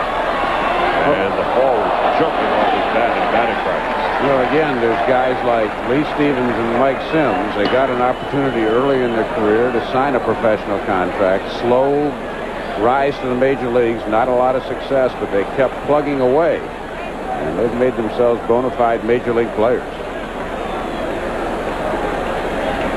And so Sims now is the tying run at the plate with 1 out. Big swing and a miss. It's 1-2. Mike Stanton, who has struck out 17 in 18 2/3 innings, now has Sims in a 2-strike to the ball hole. Second and third. Let up, strike 3. Man, that was nasty. Well, again, Girardi plays such mind games with these hitters. He beat Sims with a fastball 1-1. And so if you're a catcher, you're thinking, as the hitter, you think, well, I got to tune up the dial to hit that fastball, and then whoops, drops the hammer on you. Baseman, Just frozen. Mark McLemore. Backdoor curve and a beauty. Joe Girardi. Love the way he calls the game behind the plate. Here's Mark with McLemore, nothing out of 3 tonight. He takes a ball downstairs and in. McLemore took a call, strike 3 in his first at-bat, fly to left and bounced to short. And has seen his batting average drop to 300. McLemore in a prolonged slump. Takes under the knees, 2-0. Again, Girardi on a fastball count, called off speed, didn't miss by much. If you can keep major league hitters away from hitting fastballs on fastball counts, you're generally going to be pretty successful. And it's 2 balls and no strikes, and this would be a fastball count. Ball strike.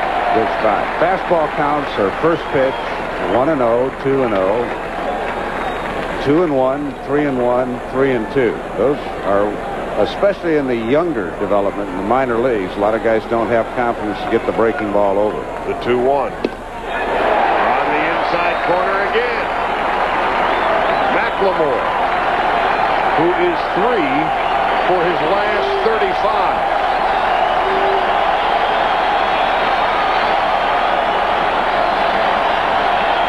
As they are wont to do at Yankee Stadium, with 2 strikes, they're standing, and McLemore bursts out of his slump with a 2-run single into center field. It's a 7-6 game.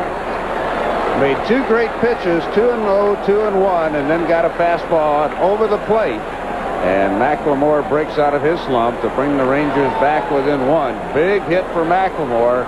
Looked like Stanton was going to get out of it with some great pitching, but one little mistake, and McLemore made him pay. Boom. Let him get his arms extended. And that brings up Rusty Greer. Greer 1 out of 3 tonight. And Gonzalez on deck. And Clark to follow. Rodriguez after that. But there are 2 out. Just outside for a ball. Rusty now hitting .273.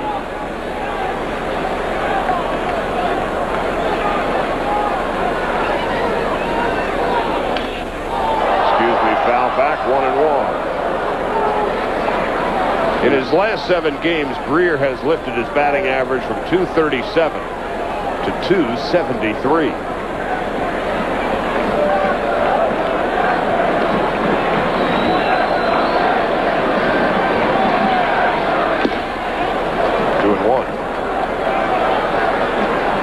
Well, an example of a major league hitter, Mark McLemore. He sees Stanton make 2 great pitches on him, but pretty good theory going around that in every at-bat you'll see 1 pitch to hit. He finally did, and he hit it.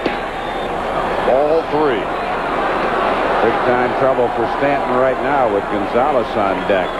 Obviously, Stanton won't face him, so he better get Greer. We will see the 4th Yankee pitcher of the inning. 3 balls and 1 strike, 2 out. And Greer is the lead run at the plate. Swung on and missed, strike 2. Darren Holmes is warming up in the Yankee bullpen, the right-hander.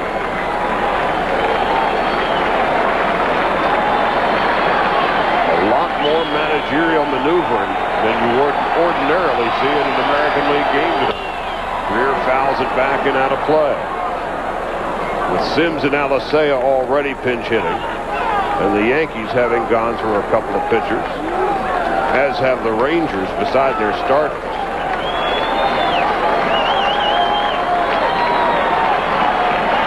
The 2 leading hitting teams in the American League are belting each other around. Hard hit to second base. Knobloch's got the ball and the play, and the inning is over. But the Rangers make a game of it again, scoring 3. 7-6 in the 7th inning stretch. Into the home half of the 7th inning. Yankees with a 1-run lead as the Rangers got back into it with a 3-run 7th. Mark McLemore with a 2-run single, the big hit. And on Sunday, 11 o'clock Eastern Time, Boomer, Dan, and Bob will be hosting the 20,000th 90-minute special edition of Sports Center. And it's quite remarkable. 20,000. What a long, strange trip that's been. Tino Martinez. You've done a few of those. Figured it out not too long ago. I guess somewhere about 2,200 of them. It's about 10%. Boomer was there. And Bob's done, I guess Bob's done about 4,000. Dan's up around 2,000. Chris did his 2,000, I'm sure. And here is Martinez with a fly ball to right field.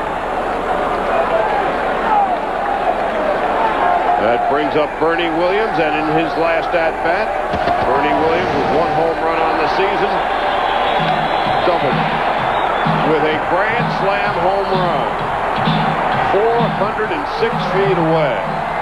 They intentionally walked Tino Martinez, and oh, what a mistake that was. Well, it's a 1-run game right now, and I mean, I'm sure Johnny Oates had his reasons, but again, with this Yankee lineup, especially the middle of it, unless you're planning on making some pitching switches, you're not really getting out of the frying. Not out of the fire. You're just getting deeper in here. You're just getting deeper in. Either way, you're going to get hurt. No way. You're just going to get hurt. The Yankees have 6 hitters tonight hitting 300 or better in their lineup, and Bernie takes a ball. By the way, Alicea stayed in at third. Sims went to left, and Greer goes to center. Those are the defensive changes for the Rangers. The Yankees can win any old way. We'll stretch that out to 1- and 2-run games. They're 12-1.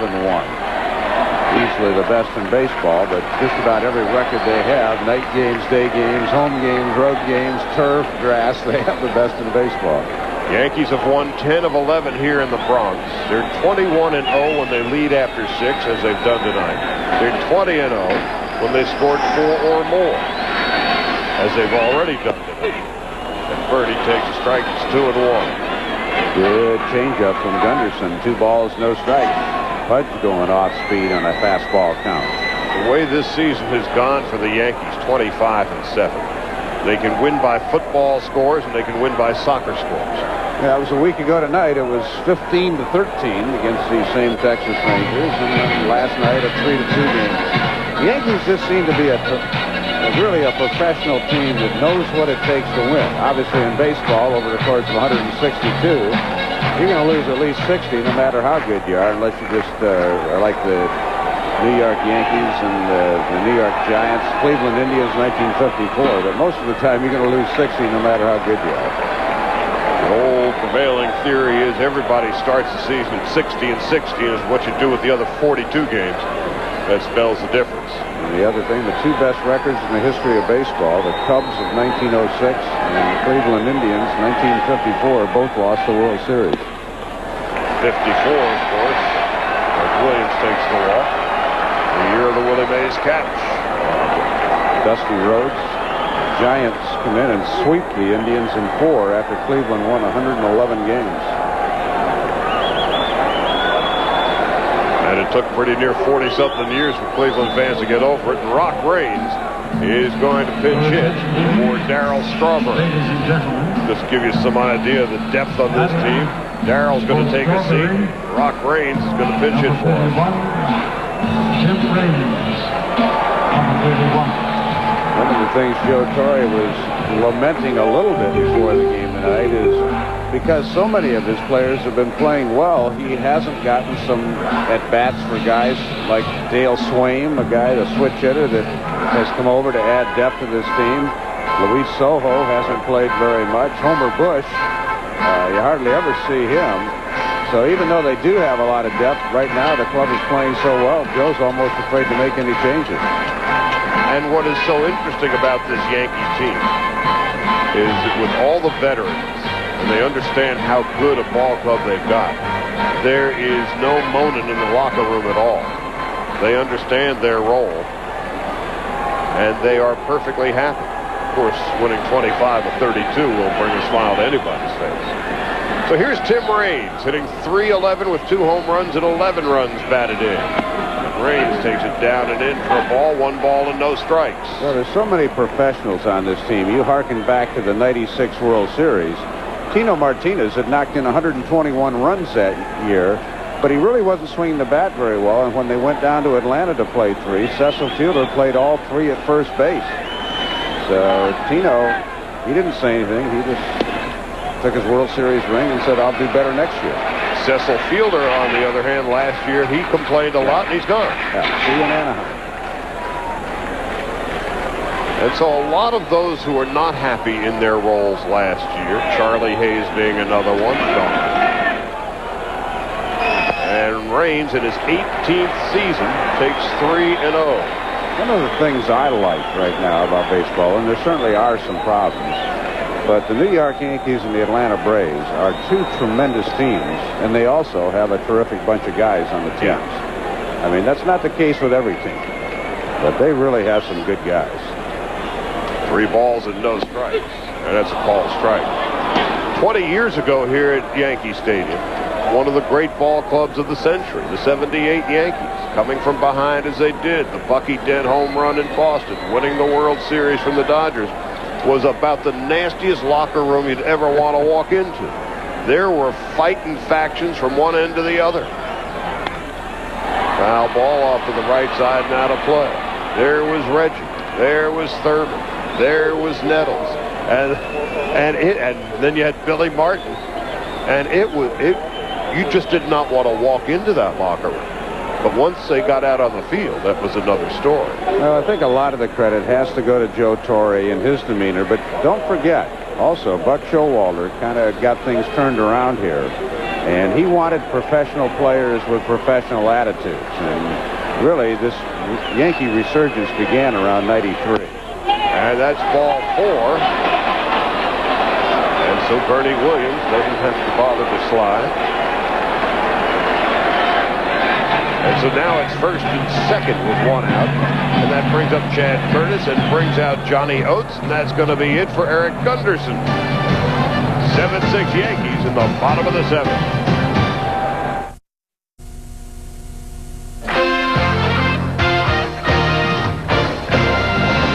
ESPN's Wednesday Night Baseball is brought to you by John Deere, who invites you to see the new LT-133, the only lawn tractor with a past as bright as its future.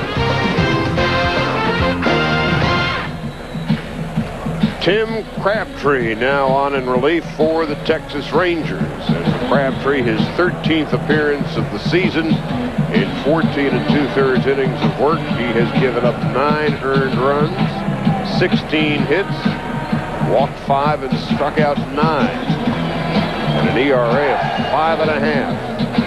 And he gets to face Chad Curtis and Scott Brocious and Joe Girardi if things keep going. First and second with 1 out, the bottom of the 7th. Former Blue Jay Crabtree came over in a deal earlier this year out of Michigan State University. Came over for Kevin Brown.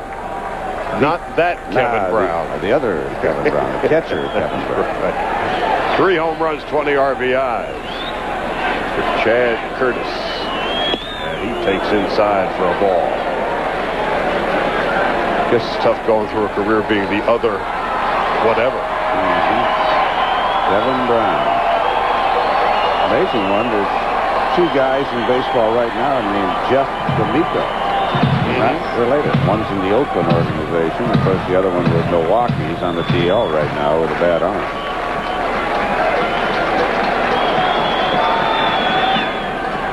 One ball and no strikes to Curtis. Crabtree 6 feet 7 inches. Here's the pitch. Grounded to first base. Clark throws to second, on to first. Safe. Curtis beat it out. Crabtree covering at first. So it's 2 out on the fielder's choice. Well, again, just a little thing to keep the inning alive. Curtis hustling down the line, just barely beats the relay from Elster. Good hard slide by Raines. That made Elster step aside a little bit. Didn't get quite as much on the throw as he would like. And you see Curtis just barely beat it. Now, if Brocious can get a hit here, again, that'll just be one of those little things. Actually, 2 little things, the hard slide by Raines and the hustle by Curtis to prolong the inning. Brocious tonight is 1 for 3. He singled in the 4th inning. Flied to left and popped to short. Brocious takes low and away for a ball. And even if he doesn't get a hit here, it extends the batting order to the point where, you know, Girardi would lead off next inning. They might pinch hit for him, but then you get a better chance to get back to the middle of the lineup next inning. The 1-0. Brocious takes under the D's. Kenny Rogers, for whom Brocious was traded, was so happy to get out of New York and toil in the relative anonymity of Oakland. Brocious, on the other hand, couldn't wait to get out of Oakland and be surrounded by the stars here in New York, and has elevated his game again to where it once had been. Brocious takes a strike. It's 2-1. Brocious hit a paltry 203 last year, but in '96 he hit 304, and he's capable of hitting home runs. He had 22 in '96 in Oakland. 2 balls and a strike, 2 outs. Runners at the corner, 7-6 Yankees. Brocious fouls it off to the right side, 2-2. Brocious also led the American League in batting with men in scoring position in '96. So again, if you're going to make a trade for a guy, he probably wouldn't have been available last year. Certainly not for Kenny Rogers anyway. But after the season last year, with Brocious having the bad years, more expendable. 2 balls, 2 strikes, 2 outs. Runners at first and third. Crabtree gets the sign, delivers, foul tip. Scott Brocious from Milwaukee, Oregon. Never saw a major league game in person until his first spring training camp with the A's back in 1988. But the Yankees rave about his consistent defensive play at third base. 2 balls, 2 strikes, and 2 outs. Crabtree checks and delivers. Down low, ball 3. There goes the runner. We're going to have a play at the plate. And now Williams is hung up at third base. The throw, and he is tagged out at third by Alicea. The double steal fails in the Yankee 7th inning. They fail to score 7-6 after 7. Yankees nursing a 1-run lead. Darren Holmes, the right-hander, is now on in relief for the Yankees. And Holmes is making his 12th appearance of the season. He's pitched 13 1/3 innings, given up 4 earned runs, struck out 10, walked 7, and brings in a 2.70 earned run average. Well, you know he's tough after pitching in the pitcher's purgatory, Denver, for 5 years. He survived that, and that's a tough place to pitch. There's no question about it up there in Mile High City. But Darren Holmes, good fastball, good overhand curve, slider. If he's got them all working, he is really tough. He's got a great breaking ball.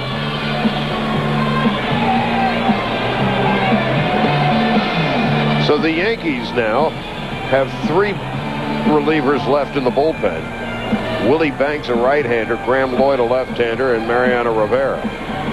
Well, I mentioned to you during the break, I was just about to say last half inning that in some instances the Yankees might try a double steal in that situation. But then again, I thought, well, with Pudge Rodriguez, they probably won't try it. Well, they did try it, and Rodriguez showed them why they shouldn't have. And the Rangers still have 4 pitchers remaining in their bullpen. Left-hander Scott Bales and 3 right-handers, Xavier Hernandez, Danny Patterson, and John Wetland. Texas has but 2 bench players remaining, Domingo Cedeno and Bill Hasselman.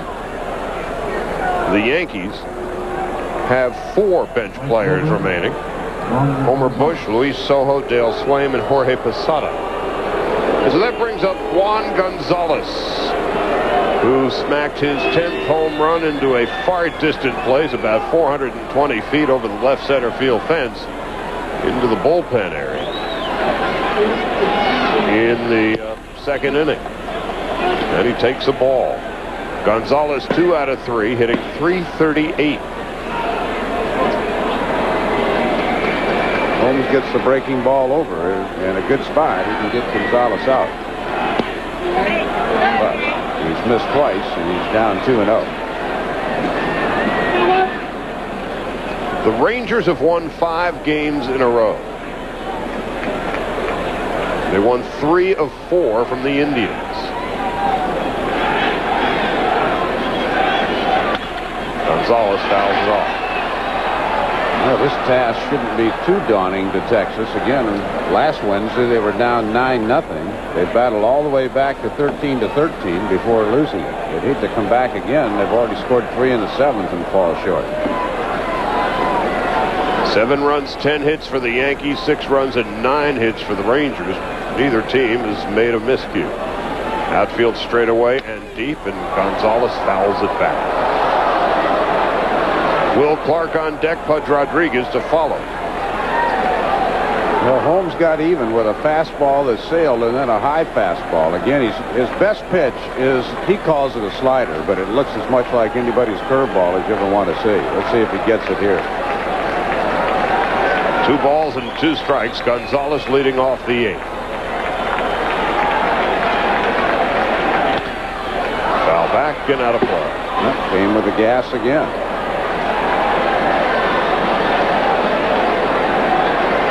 That one was down Broadway, but that's, if you're 2-0 on Gonzalez, he probably hits that out. But because he was guarding the plate a little bit, 2 balls, 2 strikes, Holmes was able to get it past him just enough for a foul. Check swing. Don Denkinger says you have another pitch to look at. In his 7 full seasons in Texas, Gonzalez has averaged 36 home runs and 110 RBIs a season. And he's yet to play more than 140 games in the past 5 years. Foul back and out of play. But he has taken off about 25 pounds. He is far less bulky. Worked with a personal trainer in the offseason, more on being explosive rather than bulking up, and it has paid off handsomely. Here's a 3-2, and again, foul back and out of play. Well, when he was pushing the barbells, he got up as much as 255. But back in 92 and 93, when he hit 40-plus home runs, he wasn't that big. It sometimes amazes me when these guys get big and strong. They don't seem to be content to hit them, 450. They want to hit them 550. Mark McGwire. 3 balls and 2 strikes. We do it again. Popped up into short center field. Williams coming on, and Jeter calls him off to make the catch. Well, Holmes picked a good time to finally get his first breaking ball over. He dropped the slider on him, and it was in the middle of the plate. Gonzalez out on the front foot. First baseman, Will Clark. And here's Will Clark, who's 2 for 3. Clark with his 7th home run of the season. He and Gonzalez hit back-to-back home runs in the 2nd inning. Will now hitting .326.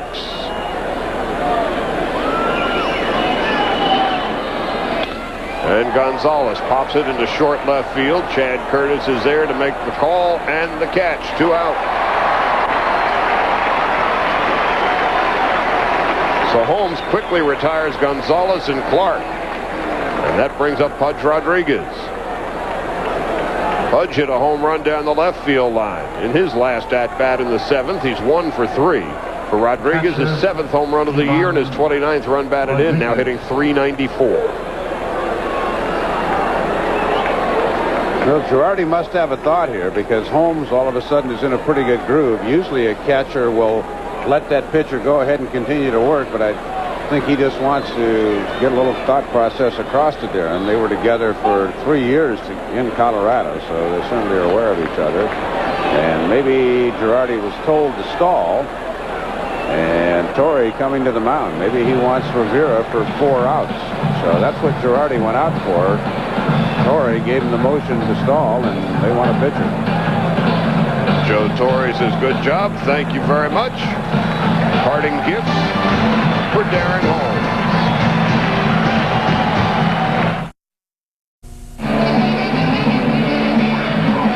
Mariano Rivera making his 10th appearance of the season.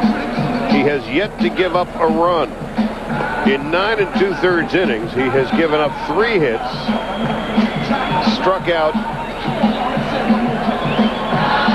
6, hasn't walked anybody. A lot of differences, of course, between the American and National League, but here's a perfect example. With the number 8 hitter due up for the Yankees in the bottom of the 8th inning, Brocious, pitcher would be hitting in the 9 spot. Unless you were going to make a double switch, very few National League managers would come out and make this move at this point, because they figure, hey, Holmes got 2 guys out, get another guy out, I'll pinch hit for him, and I'll have Rivera for the 9th. But that's just one of the little subtle differences in the league. And so with Pudge Rodriguez coming up and having hit a home run in his last at-bat, the league's leading hitter facing the league's leading fireman with 2 out and nobody on. 7-6 Yankees.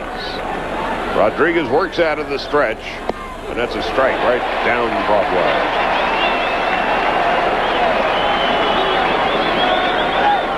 Rivera last year became the man when John Wetland signed with Texas. And he adapted perfectly. Just upstairs, 1 ball, 1 strike. Talk to scouts around baseball, and they still seem to be amazed that Rivera gets people out on a consistent basis. But, hey, it's 95 miles an hour with an easy motion. That ball really gets on top of hitters in a hurry. Down the right field line, foul. 1 and 2. Throws about 90% fastballs, although Joe Torre said his slider's been getting better with each outing. Last year, in 66 appearances,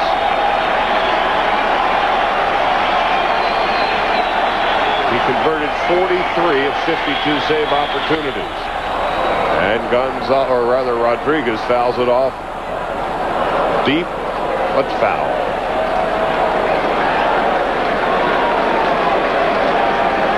Coming into the season, Rivera in 246 in the third innings had recorded 249 strikeouts.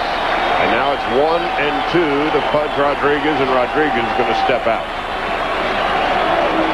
Lee Stevens is on deck. Here's the 1-2. Down the right field line into the corner. One hop off the wall. Rodriguez on his way to second base with a double and 2 outs.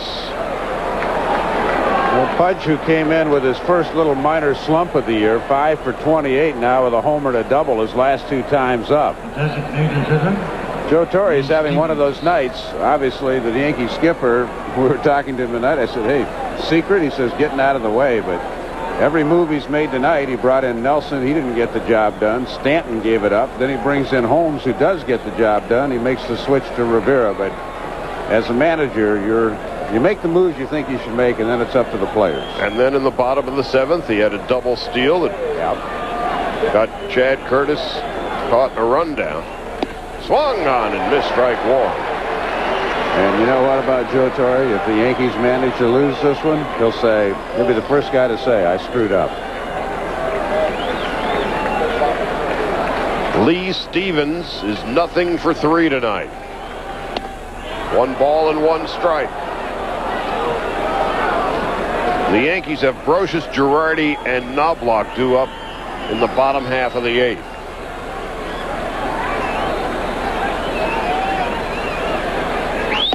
Just inside and low, 2-1. Right now, Rivera throwing more pitches than Torre was hoping. He had Rodriguez down in the count, and then Pudge took him out 2-2. Fouled a couple off. Now he's behind Stevens. Pitch count's important for a closer, especially if you want to use him again tomorrow. 2-1. 2-2. The Yankees have only Graham Lloyd and Willie Banks left in the bullpen. The Rangers have the left-hander Scott Bales warming up in their bullpen. 2 balls and 2 strikes, 2 outs. Rodriguez leading off second base, tying run in scoring position. Grounded up the middle, cut off by Knobloch. He's going to throw Stevens out, and the Yankees are out of the inning. The Rangers threaten as we head to the bottom of the 8th.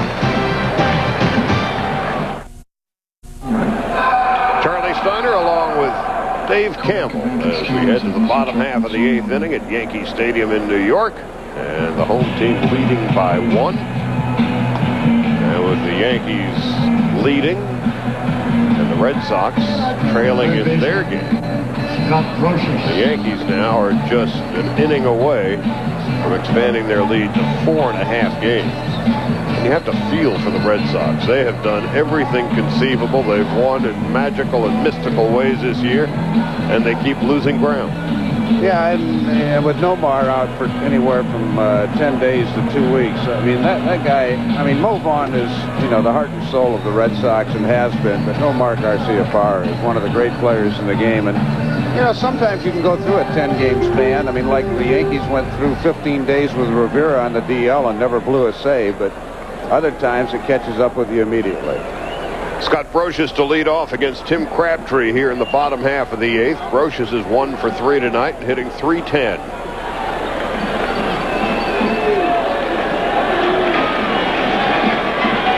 First pitch of the bottom of the 8th. Check swing. Ball 1. I care less. So we're seeing a lot more managerial moves tonight than you normally would see in an American League game. Yeah, I agree. side 2-0. Well, the co-managers of the year in 1996, Joe Torre and Johnny Oates, matching wits here tonight. I think each of them, if they had things to do over, probably wouldn't do it the same, but they have to make the first guess. But I do not think I would have walked Tino Martinez intentionally, and I'm not too sure I would have taken Darren Holmes out in that situation the way he was pitching, but Ball 3. I don't get a vote. Doug Melvin down in Texas and George Steinbrenner did not ask me to be their managers, so I don't get a vote in this situation. The Yankee Brain Trust. That's a call strike. And Pudge Rodriguez tonight, a home run and a double. The American League's leading hitter. 6-time Gold Glove winner. 3-1, ball 4.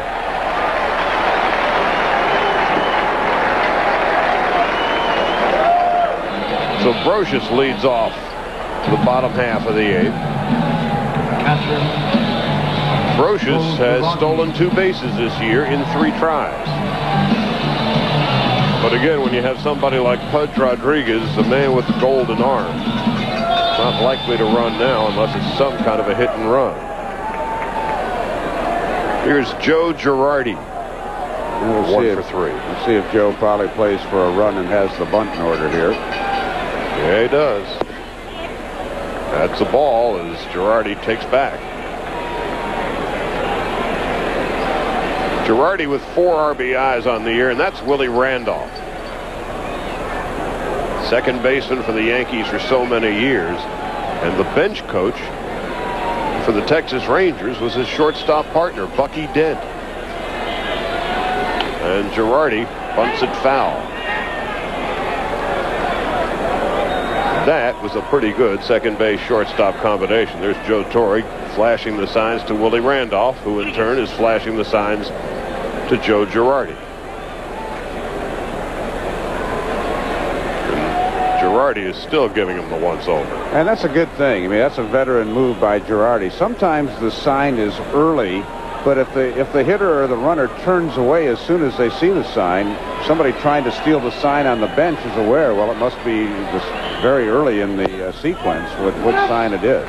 2 balls and a strike as Alicea and Clark rush in. It's the same way with some pitcher on the mound, a man on second base. If the catcher is going to give like 5 signals, and all of a sudden after the second signal the pitcher comes into his stretch, doesn't take a rocket scientist to figure out that, hey, it's the first or second signal. Then you just, if you're a base runner trying to steal signs, you just kind of catalog that and look for what the next pitch is going to be. Brocious leading off first. And there he goes, hit and run down the first baseline and just foul. First base coach Jose Cardinal trying to plead his case to Don Denkinger.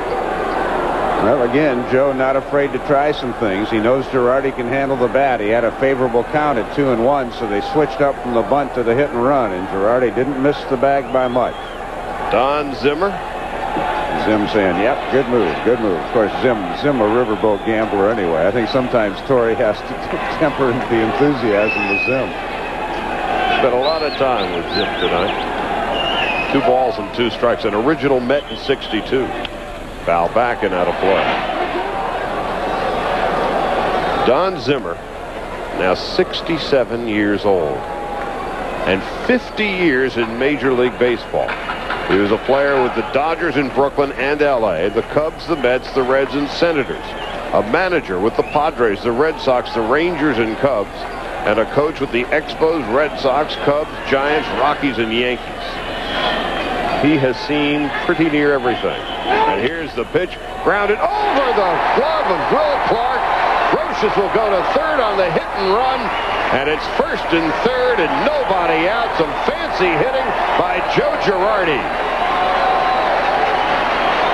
A lot of calls in the New York area that Jorge Posada, who's a fine hitter, ought to be the regular catcher for the Yankees every day. But Joe Girardi does so many little things as a player, defensively, hit and run, bunt.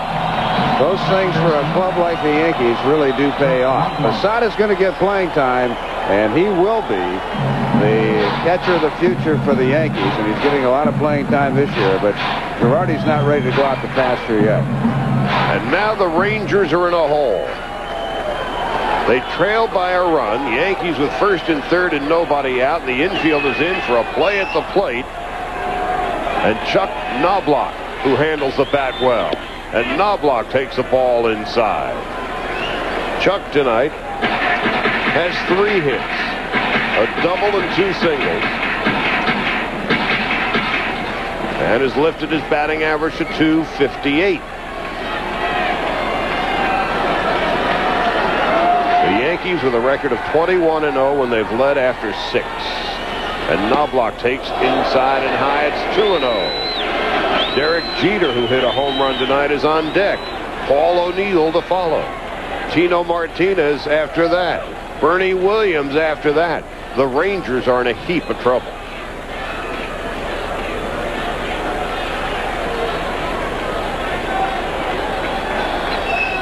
Knobloch, the key hitter in this sequence now.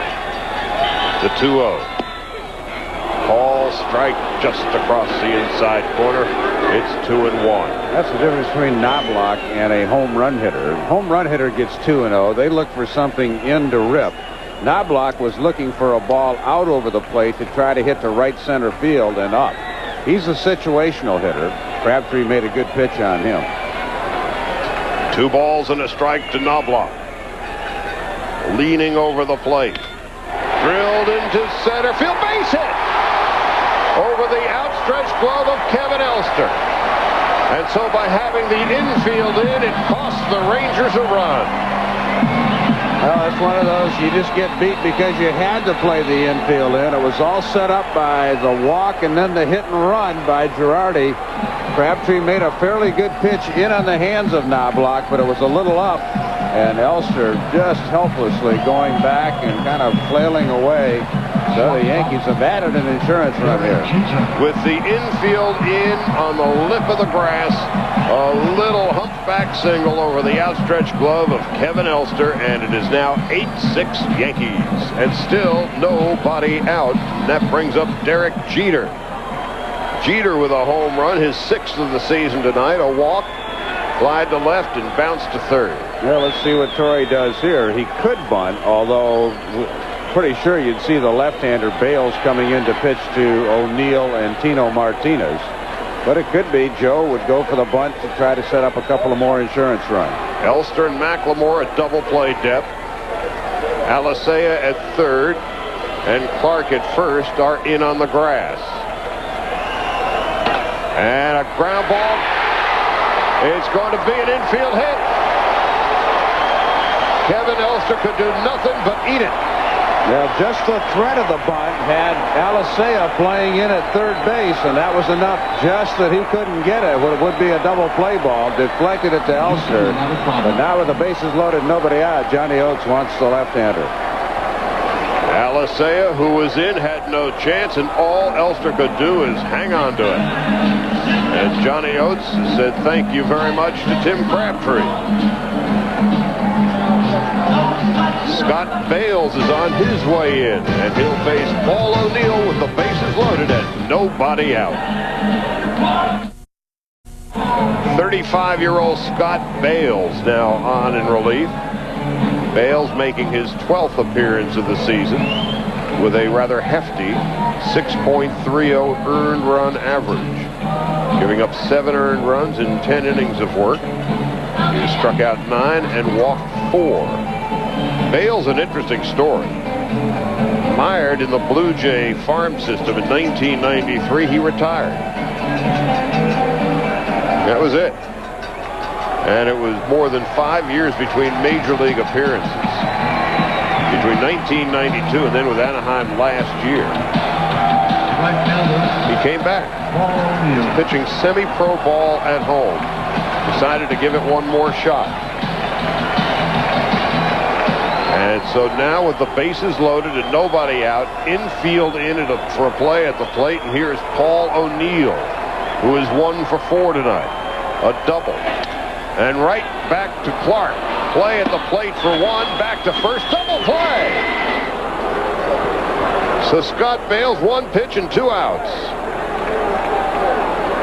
Paul O'Neill pulled off the breaking ball just a little bit. Nice play by Clark. He gave Rodriguez a throw he could handle. And back to first for the old 3-2-3 double play. Tino Martinez. Perfect throw to Rodriguez. And so now runners at second and third and 2 out. And here is Constantino Martinez. I do think that Brocious might have done a little better job of sliding at the plate, trying to get a shot at the legs of Rodriguez. And with 2 out, Martinez takes a strike. Charlie, you and I were talking to Joe before the game today, and one of the things he said about his team is, well, we don't strike out very much. Well, they've only punched out 2 times. This inning, there hasn't been a ball hit hard yet they do have a run in and are threatening for more. Nothing in 1. Nothing in 2 to Martinez. Tino tonight is nothing for 3 and an intentional walk. He was walked to load the bases in the 5th inning, and Bernie Williams responded with a grand slam home run. In retrospect, that might have been the turning point of this game. No balls and 2 strikes to Tino Martinez, hitting .325. Here's the pitch. Popped up. Mark McLemore is camped under it and makes the catch, and the inning is over. Now the Rangers have 3 outs left. Kevin Elster, Luis Alicea, and Mike Sims are due up. So Mariano Rivera in the market for his 7th save of the season. And he will be facing Kevin Elster, Luis Alicea, and Mike Sims in the top half of the 9th inning. The Yankees with a big insurance run in the bottom of the 8th that takes the Rangers' chances of a sacrifice out of their hands now.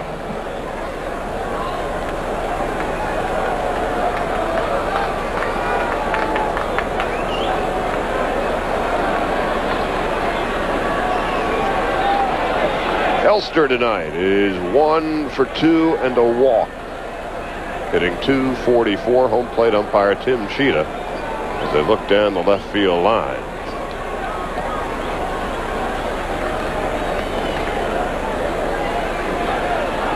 The Mets and Padres are coming up right after we are done. That's a call strike. Mets haven't been able to buy a break. They're getting rained at everywhere, up to and including San Diego. Yeah, what have they got, 9 guys on the DL? Maybe it's a blessing, though, if a lot of those games are going to be played later on, although they play San Diego, too, tomorrow. That's a swing and miss. Nothing to.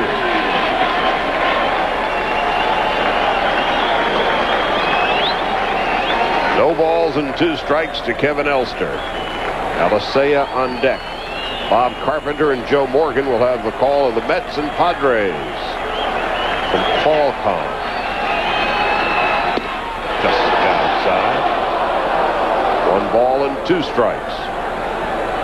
Mets in desperate need of a catcher. Picked up Rick Wilkins yesterday from Seattle for a minor league pitcher. 1 and 2. Swung on and missed, strike 3. So Elster strikes out for the 2nd time tonight. And that brings up Luis Alicea. Well, a couple of clubs that, if things stay pretty much the same, figure to maybe have a chance to meet in postseason again. Right now, the Yankees won 2 down in Texas, have the upper hand in this one. This has been an entertaining game, well played, a lot of home runs, been a good ball game. This copyright telecast is presented by the authority of the Office of the Commissioner of Baseball and may not be reproduced or retransmitted in any form. The account description may not be disseminated without the express written consent of Major League Baseball. Disseminated. It's a new line for this year. So if you're doing it, you're under arrest. 1 ball, now 2 balls and no strikes to Alicea. Alicea pinch hit for Fernando Tatis in the 7th inning and doubled.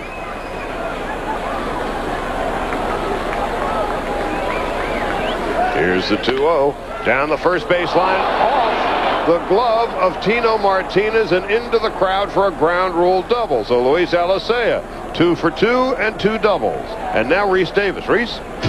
Charlie, you mentioned we get to the Mets and the Padres, and we will, and the Mets get themselves a break. Carlos putting the bye into Baerga. A 3-run job in the top of the first, and the Mets have jumped on San Diego 3-0.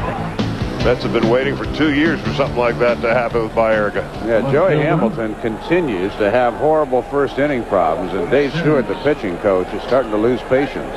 Hamilton figures to be their number 2 starter behind Kevin Brown, but he's had the first inning blues all year. You don't want to make Dave Stewart cranky. No, I wouldn't think so. Here's Mike Sims, and he takes up high for a ball. They scored that a base hit. Last night, Tino got hooked with 2 errors, dropping pop-ups. Normally sure-handed. That ball got past him. It was a tough in-between hop. He was handcuffed. Sims hitting .417 with 2 home runs and 10 RBIs. At 6'4" and 240, he's got a good deal of power. Swing and a miss. 1 ball, 1 strike. That's the fastball from Rivera. It's up in your eyes. It looks big, but you just don't catch up with it. It's one of those optical illusions as a hitter. When you see that ball right in your eyes, you think you can hit it, and you never do. Not when it's 95. 1-1. And Sims will have to wait as Rivera gets Alicea back to second. But Alicea really is inconsequential with the Yankees leading by 2. 1 out in the 9th inning.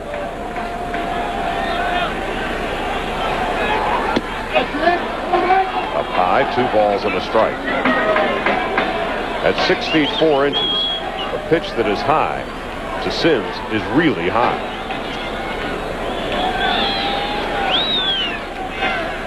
Facially, he looks like a young McGuire, doesn't he? Yeah, a little bit. He looks a little bit like Dean Palmer, who used to be here in Texas. Pretty good trade last year for both teams. Palmer's gone over to Kansas City and played very well, and Tom Goodwin's given this club a spark this year. Offensively and defensively.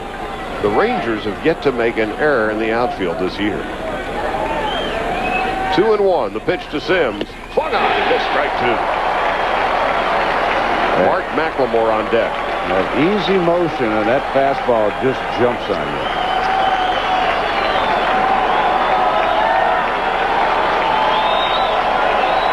Just late. 2 balls, 2 strikes. What's left of the crowd of 23,000 on their feet. Strike 3.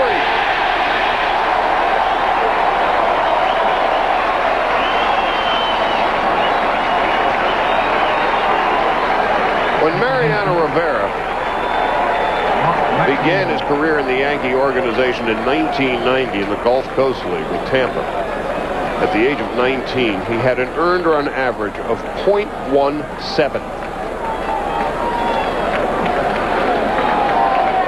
Struck out 58 and walked only 7 when he was 19. And McLemore takes inside for a ball. McLemore 1 out of 4 tonight, an RBI single in his last at-bat. Just a little point, but tonight, Rangers have struck out 10 times. The Yankees, too. It's been the Yankees' ability to put it in play that's kept several innings alive. And there's a looping line drive into left field, base hit. They're going to keep the runner at third base. Well, good job by Jerry Narron. Good job by Chad Curtis running that ball in. He didn't really care if they sent the runner Alicea in, but he wasn't going to let the tying run McLemore go to second base. And Rusty Greer, who has a habit for late inning heroics with home runs, will get a chance to do something big here. And here is Rusty Greer. Greer is no stranger to being a hero. In the past 3 years, he has had 12 final at-bat game-winning hits for Texas. Up high for a ball. And tonight, Greer is 1 for 4. He doubled to left in the 6th. 1 ball, no strikes. Grounded weakly to second base. Knobloch's got it. The throw to first. The game is over. And so the Yankees hang on to beat the Rangers 8-6. This has been a presentation of ESPN, the worldwide leader in sports. For Dave Campbell, Charlie Steiner saying goodbye from Yankee Stadium.